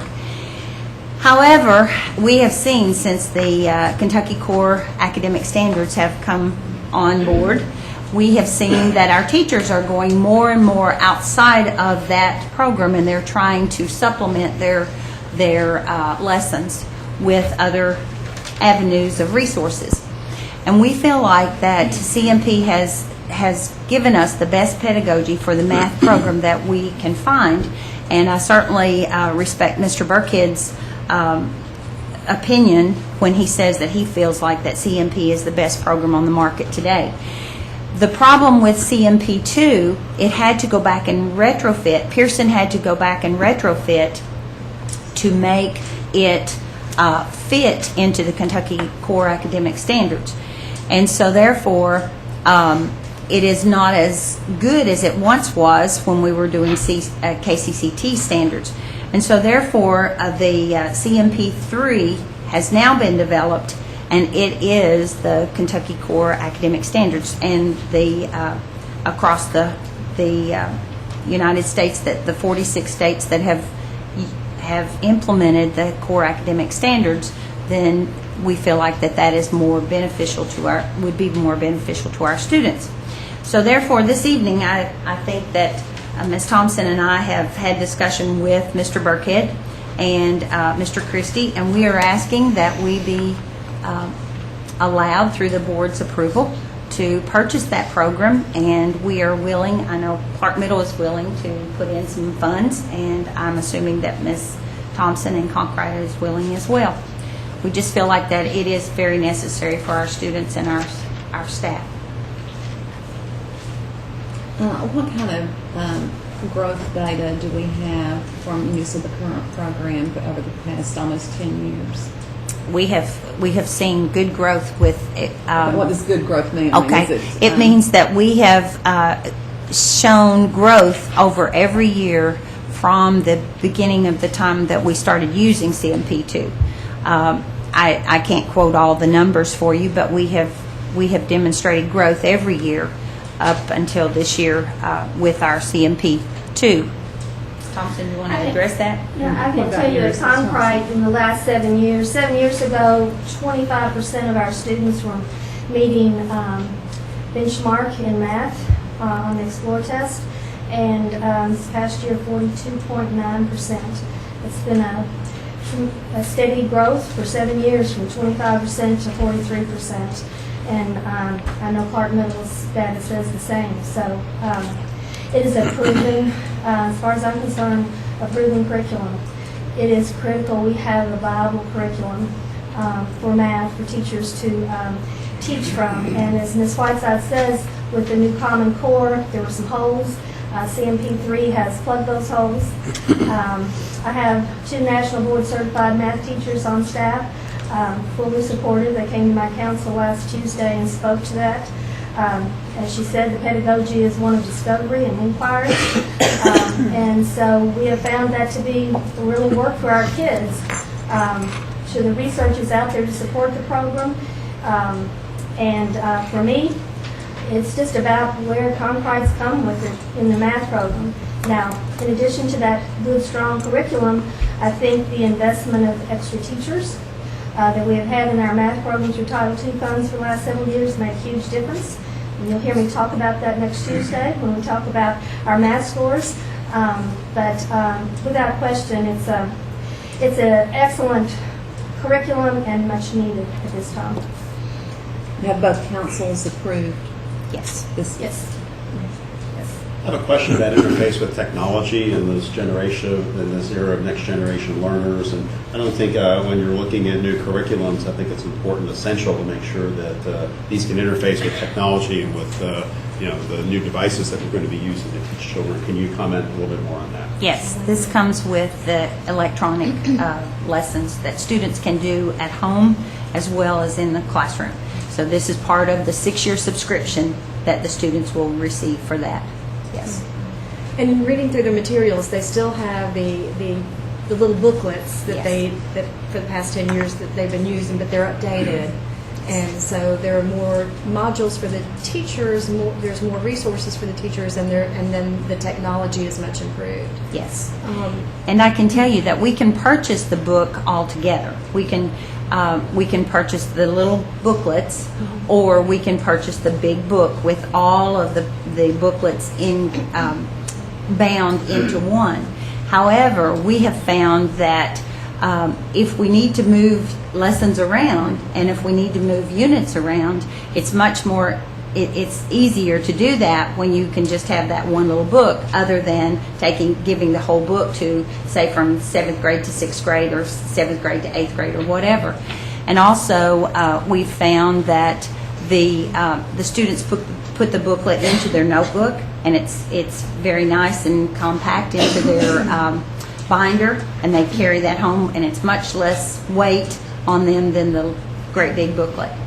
And the pages are not, that's the one thing that we looked at. The pages, you say turn to page 3, well, page 3 of which unit? So that's kind of confusing for the students, whereas if they have that little booklet, page 3 is page 3 in variables and patterns, or whatever unit they're working on. But if you say page 3, then you have to be very specific as to. So that was another thing that we found was better if we just used the smaller little booklets. Now, is for the students who are a little bit slower and the ones who are a little bit more advanced, do you have more flexibility with the booklets? Yes. The ACE questions are for the students who need challenging. Mm-hmm. Those are the questions that the teachers always use to challenge the students. And then there are differentiation for the special students who need extra help. Mm-hmm. So it addresses both ends. Yeah, I looked at a lot of the details of the lessons, and those to me have not changed. Is that so? When the core was added in, where is that reflected? It's just the alignment. Yes, it's just the alignment. As she said, our teachers. The only struggle I've heard with CMP since I've been at Concrite is just filling those holes, those gaps, aligning it with the new Common Core. So this does it. I think the training piece is just huge. I have had a lot of conversations about math pedagogy over the last year or so, and I don't think there's any one math curriculum that's the end all or be it all. I think every curriculum begs for the teacher to make it better.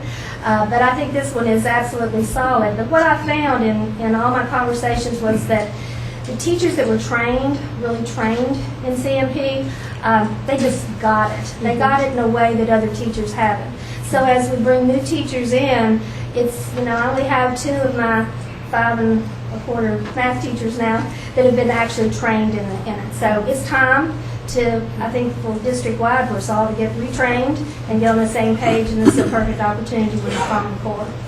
There was a comment at the end of the pages explaining the changes that said, this will allow for teachers to be able to introduce Algebra 1 in 8th grade, but we do Algebra 1 in 8th grade. So Absolutely. This is in addition to, not replacing all the advances that we've been making.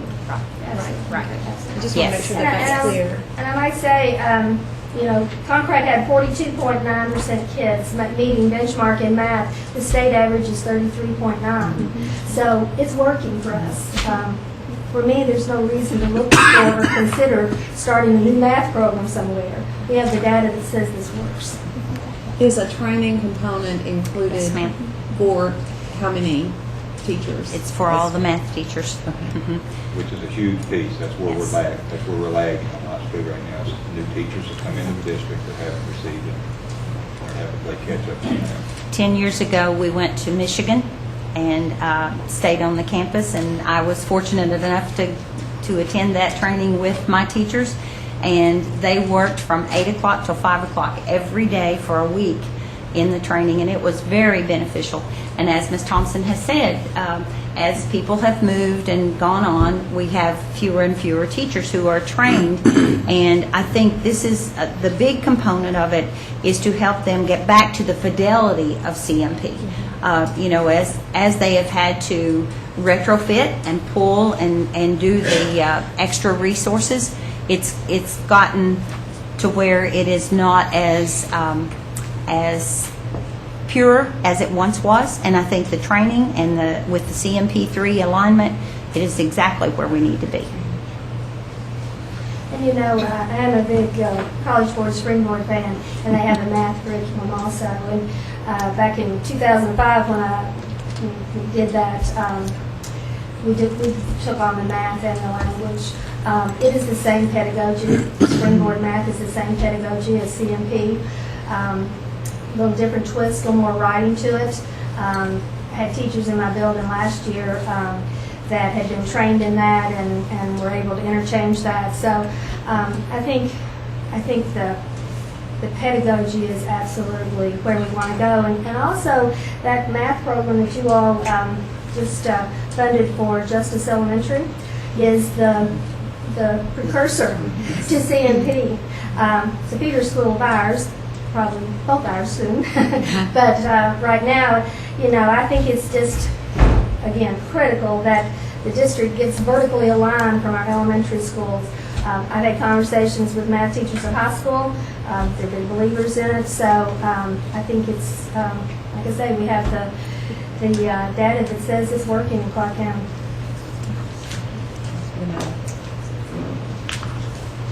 Any other discussion? Motion is in order to consider approval of funding for Clark Middle / Concrete Mathematics textbook / program. Make a motion to consider approval of the funding for Clark County Concrete Mathematics textbooks program. Second. Motion by Mr. McGowan, second by Dr. Griffith. All those in favor say aye. Aye. Opposed? Motion carries 5-0. Thank you very much. Thank you very much. Where's Mr. Columbia? Come on up. Yeah.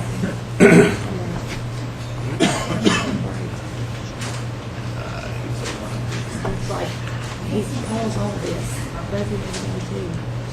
First item is item number 17, consider approval of pay application 18 from Codall Construction Company for construction services with concrete renovation project in the amount of $609,239.45. We need a break. Do we? Yes. Leslie said we need a break. Okay. All right. We'll have a 5-minute recess. Sorry. No board attorney, no meeting. Yeah. Where'd he go? He already went. He kept trying to tell you and you wouldn't listen. I didn't hear him. I'm over 50, so, you know, maybe it's my hair. He said he was taking his spot.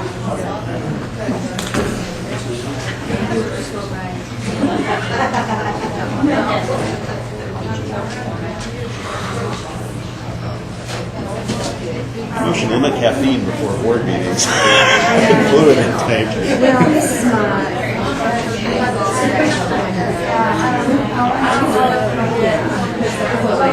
Yeah, I'm headed for that soon. They can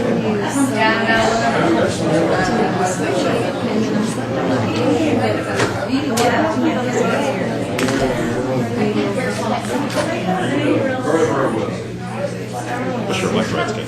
You know, that stuff's supposed to be okay if you're through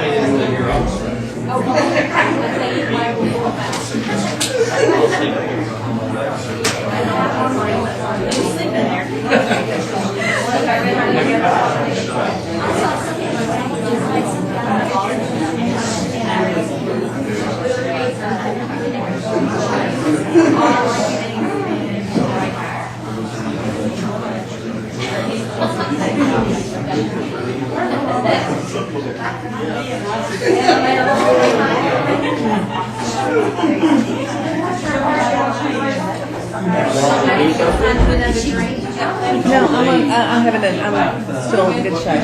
Thank you. No, we're going to try to get through it. That one work after. Oh, okay. Yeah, too much water. I'll tell you what, last time I was there, how many of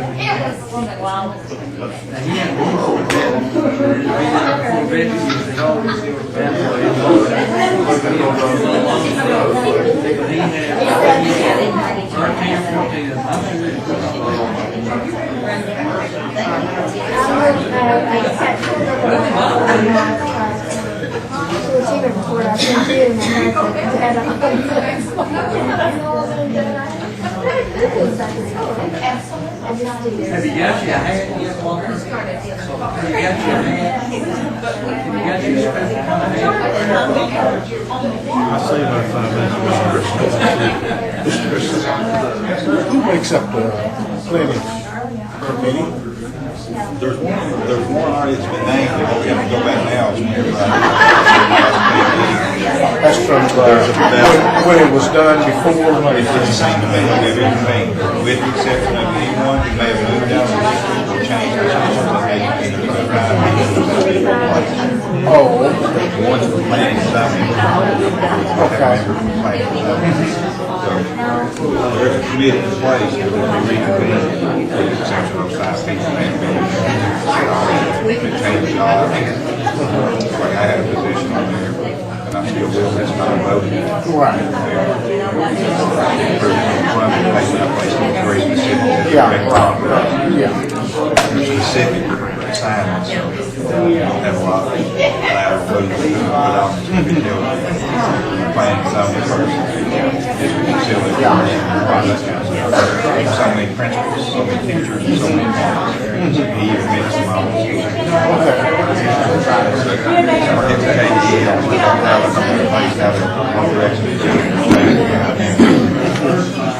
Three of which are disposition changes, so three using 2 or other parents, one's parents, but 2 of them parents. We have parents from Colorado, from Central, we have parents from Fannie Lewis, those schools don't exist, and so this is what, how we place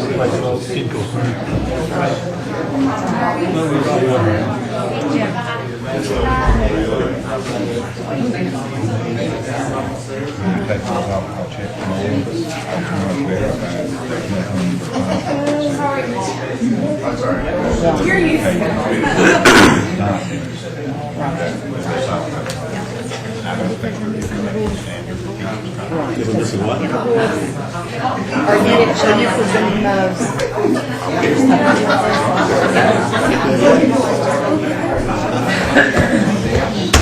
What we just need is power.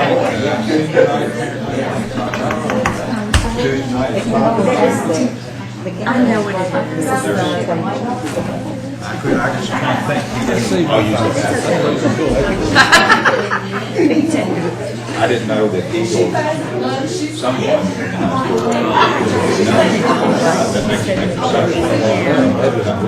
There are several sport things.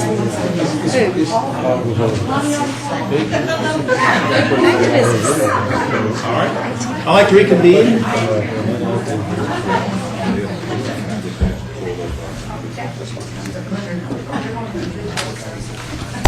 All right, we're reconvened at 8:35 p.m. Next item is item number 17, pay application number 18, Mr. Columbia. Yes, the Codell Construction Company for construction services for the Conkright renovation project in the amount of $609,239.45. Any questions for Mr. Columbia on pay application 17? We're about there, aren't we? Yes. Getting close. There was. That's not a motion, it's in order to approve pay application number 18. I move that we pay application number 18 from Codell Construction Company for construction services for the Conkright renovation project for the amount of $609,239.45. Motion by Ms. Hicks. Second. Second by Ms. Ashley. Ritchie. All those in favor say aye. Aye. Opposed? Motion carries 5-0. Item 18 is pay application number 23 for Justice. And I need to recuse myself from discussion and vote on this one. Also from Codell Construction Company for the construction services for the new Willis H. Justice Elementary School project in the amount of $487,451.05. Okay. Any other questions for Mr. Columbia? Non-motion is in order to approve pay application number 23. Make a motion to approve pay application number 23 in the amount of $487,451.05. Motion by Mr. McGowan. Second. Second by Ms. Ritchie. All those in favor say aye. Aye. Opposed? Motion carries 4-0 with Ms. Hicks out of the group. Next item is item number 19, pay application number 29. Also for New Codell, GRC High School. Do we need a letter? Codell Construction Company. Help Ms. Hicks come back in, if you would please, Herman.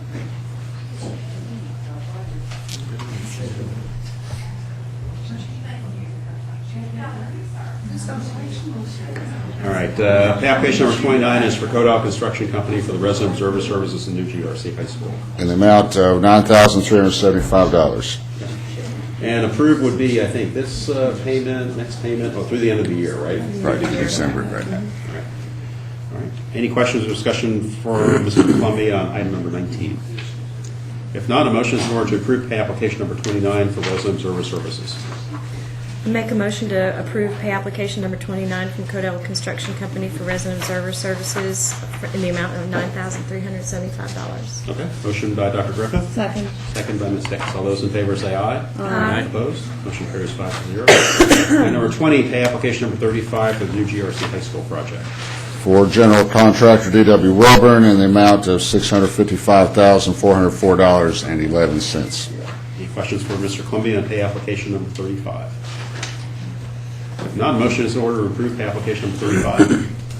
Make a motion to approve pay application number 35 in the amount of $655,404.11. Motion by Mr. McGowan, second. Second. By Ms. Ritchie. All those in favor say aye. Aye. Opposed? Motion carries 5-0. Number 21, pay application number 14 for the Area Technology Center project. Also from D.W. Wilburn in the amount of $404,795.67. Any questions for Mr. Columbia on pay application number 14? If not, motion is in order to approve pay application 14 for the Clark Area Technology Center project, the amount of $404,795.67. I'll make a motion to approve pay application 14 from D.W. Wilburn for Phase 2 Clark County Area Technology Center project in the amount of $404,795.67. Motion by Dr. Griffith. Second. Second by Mr. McGowan. All those in favor say aye. Aye. Opposed? Motion carries 5-0. Item number 22 is change order number 52 for the Phase 1 GRC High School project. That's to delete the scope of work for proposal request number 12, previously approved under change order number 14, for a credit amount of $11,903.63. Could you explain things a little bit more, and Mr. Christie, you Yeah. you can feel free to step in. What I was just looking at, I'm trying to, and we've got Ray J's here also. If I can, I'll try to explain it the best way. I apologize, Mr. Merle can be here tonight. Basically, I'll tell you that it's the contractor, I guess, had a communication breakdown from their office to the field as far as getting this change order work in place before the work was completed. So in the field, the work was installed per the base bid, okay? This was some drainage work that we did along the north parking lot there for the bus loop. Our team has reviewed the work in place and feel that the drainage for that area is fine. The change order was approved previously. There was some concern about some erosion that has since not happened. So we actually had some grass grow a lot quicker this year, a lot more rain than we expected. So I think the ground held well enough to where we're not concerned with the erosion that they had there. And so as part of our punch list, if you will, we realized that work had not been completed. And at this point, to go back and do it would seriously, tear up the area. So the amount is just to give you the money back that you approved since the work was not completed. So. Any other questions regarding change order number 52? If not, a motion is in order to approve change order 52 for Phase 1 GRC High School project. I move that we approve change order number 52 for the Phase 1 GRC project to delete the scope of work for proposal request number 12, previously approved under change order number 14, in the credit amount of $11,903.63. Motion by Ms. Hicks. I'll second. Second by Mr. McGowan. All those in favor say aye. Aye. Opposed? Motion carries 5-0. Number 3 is change order number 53. For the Phase 1 George Rogers Clark High School project to revise the size of the door thresholds and to provide door sweeps for the auditorium entry doors and at door SA.2 at bottom of stair A in the amount of, and there's a change in the amount, so we can write this down, $426.65. $426.65. That's basically the thresholds. There's air gap and the door sweeps and stuff prevents the air from coming in underneath. They're a little bit bigger. It's an energy efficiency thing. Any other questions for Mr. Columbia? If not, a motion is in order to approve change order number 53 for the revised amount of $426.65. Make a motion to approve the change order number 53 for the Phase 1 GRC High School project and to revise the size of the door thresholds and to provide door sweeps for the auditorium entry doors at door SA.2 at bottom of stair A in the amount of $426.65. Motion by Mr. McGowan. Second. Second by Ms. Ritchie. All those in favor say aye. Aye. Opposed? Motion carries 5-0. Number 24, change order 13 for Phase 2 Clark County Area Technology Center. For modifications to the storm drainage structure DS-210 and modifications to the main entry canopy in the amount of $2,135.55. Again, this was at the front canopy into the APC entrance, and basically we tried to get the water off of that canopy with an internal roof drain, and unfortunately it didn't work out with our structure too well, so we've changed to a scupper detail to kind of be on the side and to hit the downspout coming alongside the canopy. So it's, the drain itself, as the material was turned over to you as extra material, was already on site, so you got that. This is an extra add just for the scupper, again, to reroute the water off of that front. Is there a difference in the roof line? Is this where the roof line is different or something? This is actually where you have the the main entry of the high school. You've got the canopy that shoots out. Right. So there's a similar canopy but a much smaller scale on the backside of the building for the ATC, and this is where we had water on the canopy to try to support that canopy, give you and bring it over to the side, get water off of there. And it was just with the area being a little bit smaller and tight back there. This ended up being a better solution, I guess, to explain it, but I don't know if that answers your question. Okay, it just looks like that roof line. Where does it come? You have the On the back, there's the stone that's at the same elevation as the wall of the Yes. building, okay? But then the canopy itself Right. is lower. Right. It's actually being cantilevered out and held out above the sidewalk by the stone structure going across it. So Okay. Same technique as the front, just on a much smaller scale. Okay, all right, thank you. Any other questions? If not, motion is in order to approve change order number 13. I move that we approve change order number 13 for the Phase 2 Clark County Area Technology Center project for modifications to the storm drainage structure DS-210 and modifications to the main entry canopy in the amount of $2,135.55. Motion by Ms. Hicks. Second. Second by Mr. McGowan. All those in favor say aye. Aye. Opposed? Motion carries 5-0. Item number 25, change order 14. Also for Phase 2, Clark County Area Tech Center, to add hard ceilings to the 3 storage garage areas and to the 2 exterior tank storage areas for the proposal request number 10, and as required by the fire code in the amount of $12,870.75. And this one, again, for the sprinkler heads that we had put in the wall, that are side mounted, okay?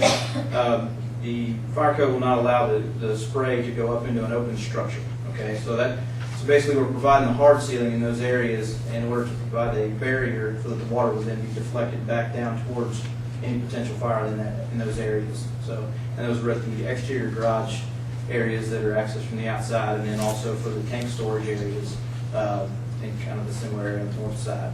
But again, just to meet the fire code, providing that hard surface above the sprinkler heads.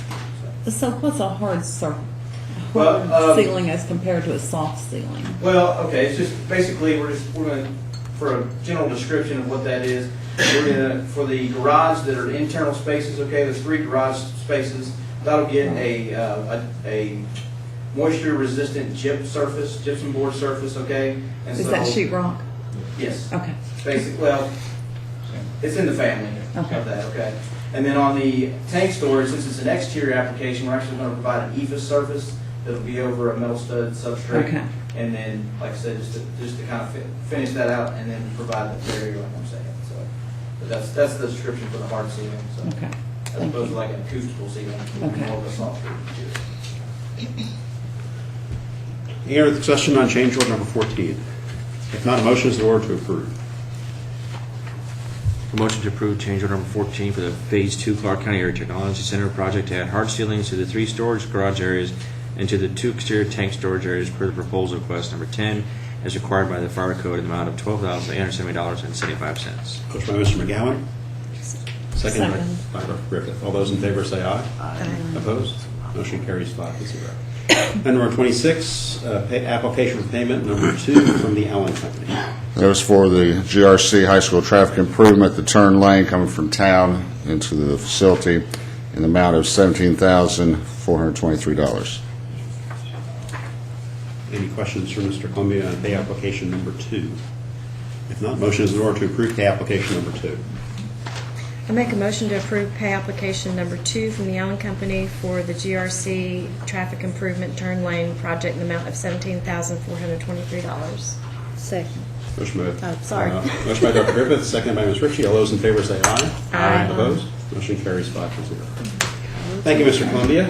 Item number 27, consider approval to declare the Fanny Bush property as surplus for the purposes of sale.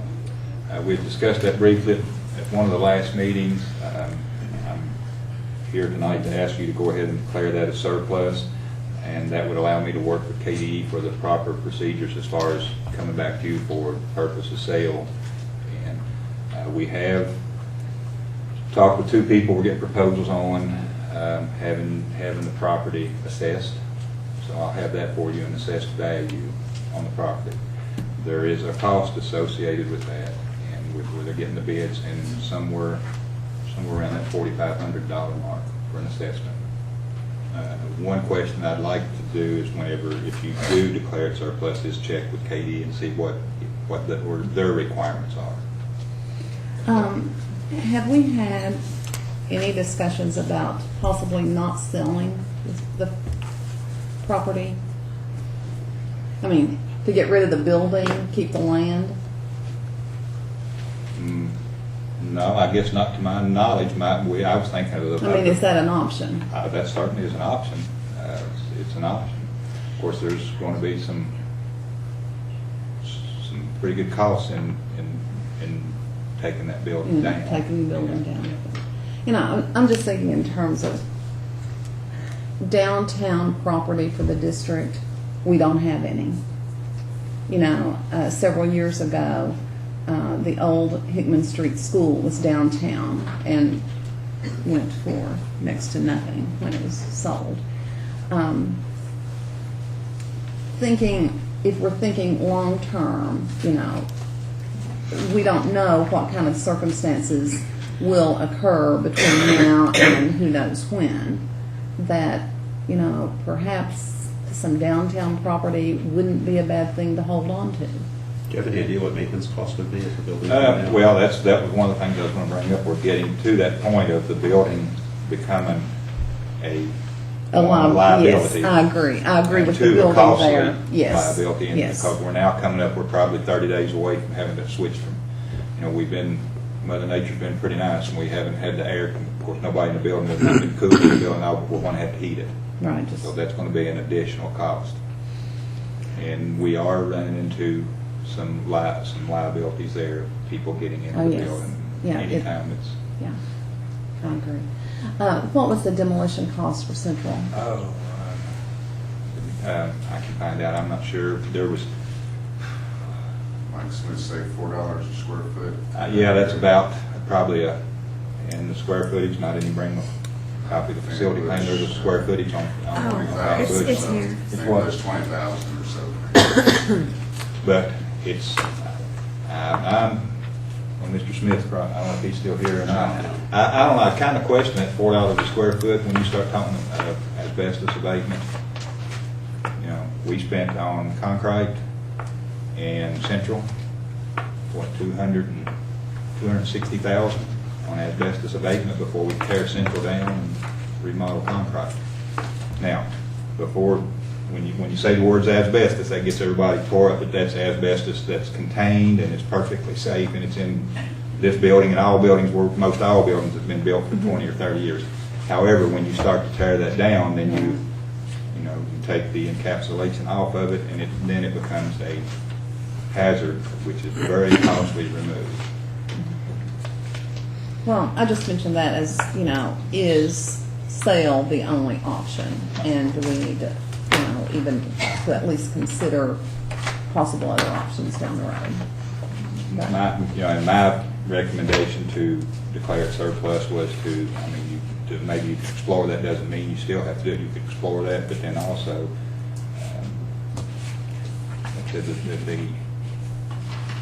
the cost of the upkeep and to use the building as a school facility. You know, being a Category 5, we're right back where we started. That's not going to happen. So. Yeah, I agree that So the building needs to go. I'm just not sure that the land needs to go. But that's your house. Seeing an assessment would, an assessed value would be helpful. But I'm assuming that assessment will include the building as well, the entire property and all buildings, including the outbuildings, etc.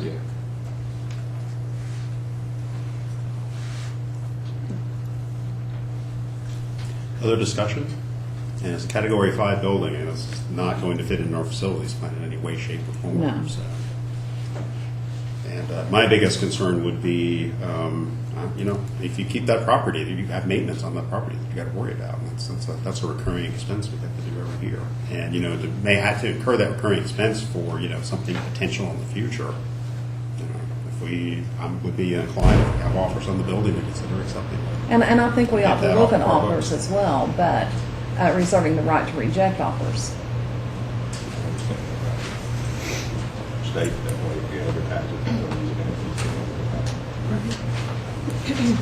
For reconvening. So, it could possibly be used. It's really, where it's at's a really good location. Yes. I have to agree with that. But we can't do anything until we declare it surplus, correct? Well, it's declared surplus, so your surplus, you're not going to do any, you're not going to do any appraisals or, really anything on, All right, any other discussion? Sorry. Any other discussion? No. All right, if not, a motion is in order to consider approval to declare the Fanny Bush property as surplus for the purposes of sale. I'd like to make a motion to declare the Fanny Bush property as surplus for the purpose of sale. Motion by Dr. Griffith. I'll second. Second by Mr. McGowan. All those in favor say aye. Aye. Opposed? Motion carries 5-0. Item number 20, internal board business. Item number 28, consider approval for board members and superintendent to attend KSBA Winter Symposium December 6th and 7th, 2013 in Louisville, Kentucky. I will bring, I'm not going to mention any board members by name, because actually I don't know who you are, but there are several board members who have not quite met their requirements for certification this year. They need to work. You have it? I missed the last one, National Guard duty. So do we have to make a motion to approve to? Let's make a motion. Okay. So I'd like to make a motion to approve for board members and superintendent to attend KSBA Winter Symposium December 6th through 7th, 2013 in Louisville, Kentucky. Okay, motion by Dr. Griffith. I'll second. Second by Mr. McGowan. All those in favor say aye. Aye. Opposed? Motion carries 5-0. Mr. Christie, you have a correction to the consent agenda. Yes. Item number, What's it about? 15. It's 50. yes, item 50. The authorized payment of salaries and accounts payable. I would ask that you take purchase order number 143000208 in the amount of $350 off that, and also purchase order number 1430003 in the amount of $325 off of the accounts payable for this month. I need to do a little additional research on that.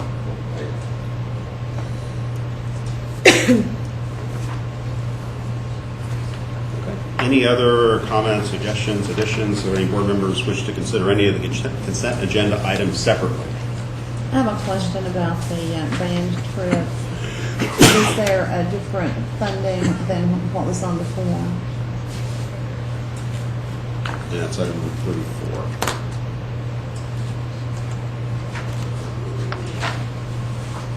Which was it? It says GRC. band booster funds, but it was something before, and then it's marked out, and then it's band boosters, and I think it's really something else. Isn't that funding from, isn't there a band, chorus, and ROTC fund for their bus travel? Yes, there is. Would it not be from that source rather than band boosters? We budget $10,000 for that, but they anticipate needing that for this trip. Okay. So that's, I think, why they put boosters on there. We had a discussion about this earlier today, and up to that point, the district would cover it, but after that point, it would be a decision whether the board would put more money in there or the boosters would have to be supervised. Okay. When they get to that point. Okay. So is this trip covered under their 10,000, under that allocation, or have they already exceeded it? They're planning on going to Murfreesboro, Tennessee, and a couple of other places. They think we'll take them up to the 8,000. And usually the ROTC and a few other organizations use the other two. So we're just gonna, they don't know exactly how much it'll be till after the trip happens. Okay. But this one for next week, is it covered under the band, chorus, JROTC, etc.? I don't know. The Cincinnati, this is the one to Cincinnati. I think, was the Cincinnati one you sent me? I'm looking at the one that says Goshen, Ohio. Goshen, Ohio. And that's Cincinnati, yeah. Cincinnati. Yeah, I don't remember Goshen, but I remember one for Cincinnati. Okay. Cincy area, is what it says. And it's listed as the band boosters. I think this is one that they were planning on, they have their money kind of allocated for other things, and this one they were turning to the boosters on this, and not, they already have allocated the ROTC band funded you're talking about, I think. That money's allocated. Okay, so this trip is being paid for by the band boosters. By band boosters.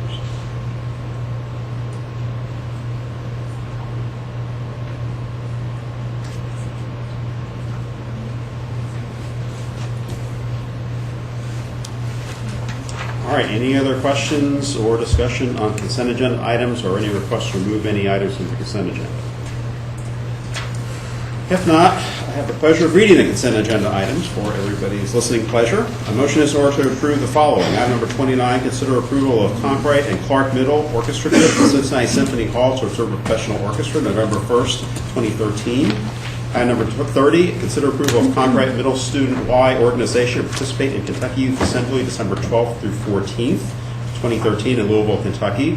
Item number 31, consider approval of Clark Middle School 6th grade trip to visit the Merrimack Valley Mineral Formations and Caverns, March 19th and 20th, 2014 in St. Louis, Missouri. Consider approval of Clark Middle 7th grade trip to Shedd Aquarium, the Field Museum, Willis Tower, and Museum of Science and Industry, March 19th through 22nd, 2014 in Chicago, Illinois.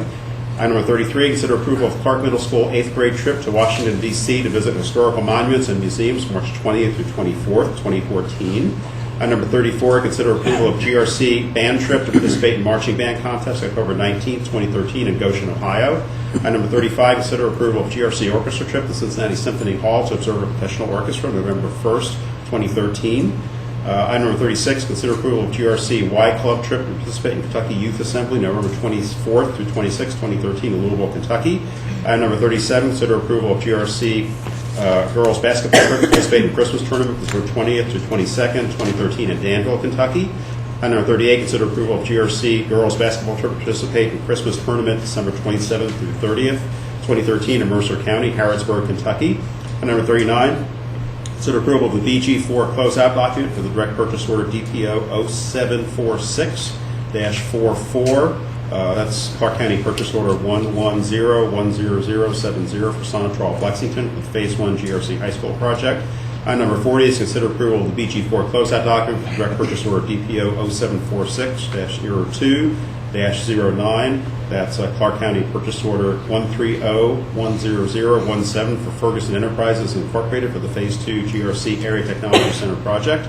Item number 41, consider approval of the BG4 closeout document for direct purchase order DPO 0746-02-26, Clark Purchase Order 130-100-132 for Peachtree Protective Covers for the Phase 2 GRC Area Technology Center project. Item number 42, approval of employee leaves of absence. Item number 43, acknowledge and notice of personnel action report. Item number 44, consider approval of fundraiser request. Item number 45, acknowledge the cash position report. Item number 46, acknowledge the Clark County Clerk Motor Vehicle Tax Report. Item number 47, acknowledge the Clark County Sheriff's Report. Item number 48, acknowledge the monthly financial report. And item number 49, acknowledge the general fund budget summary report. Motion is in order to approve those items. Make a motion to approve those items. Motion by Mr. McGowan. Second. Second by Dr. Griffith. All those in favor say aye. Aye. Opposed? Motion carries 5-0. Item 50, authorize payment of salaries and accounts payable, with the exception of the two purchase orders as described by Mr. Christie. Make a motion to authorize payment of salaries and accounts payable, except for the two that Mr. Christie mentioned. Motion by Mr. McGowan. Second. Second by Ms. Ritchie. All those in favor say aye. Aye. Opposed? Motion carries 5-0. Motion is in order to adjourn. Make a motion to adjourn. Motion by Mr. McGowan. Second. Second by Ms. Ritchie. All those in favor say aye. Aye. Opposed? Motion carries. We're adjourned at 9:14. Thank you, Mr. Christie. Brenda came out better than any of us, and that's how she does her voice. Oh, okay. You get all the years of It's not the SkyDrive. It's the router modem, wire connecting in the ceiling.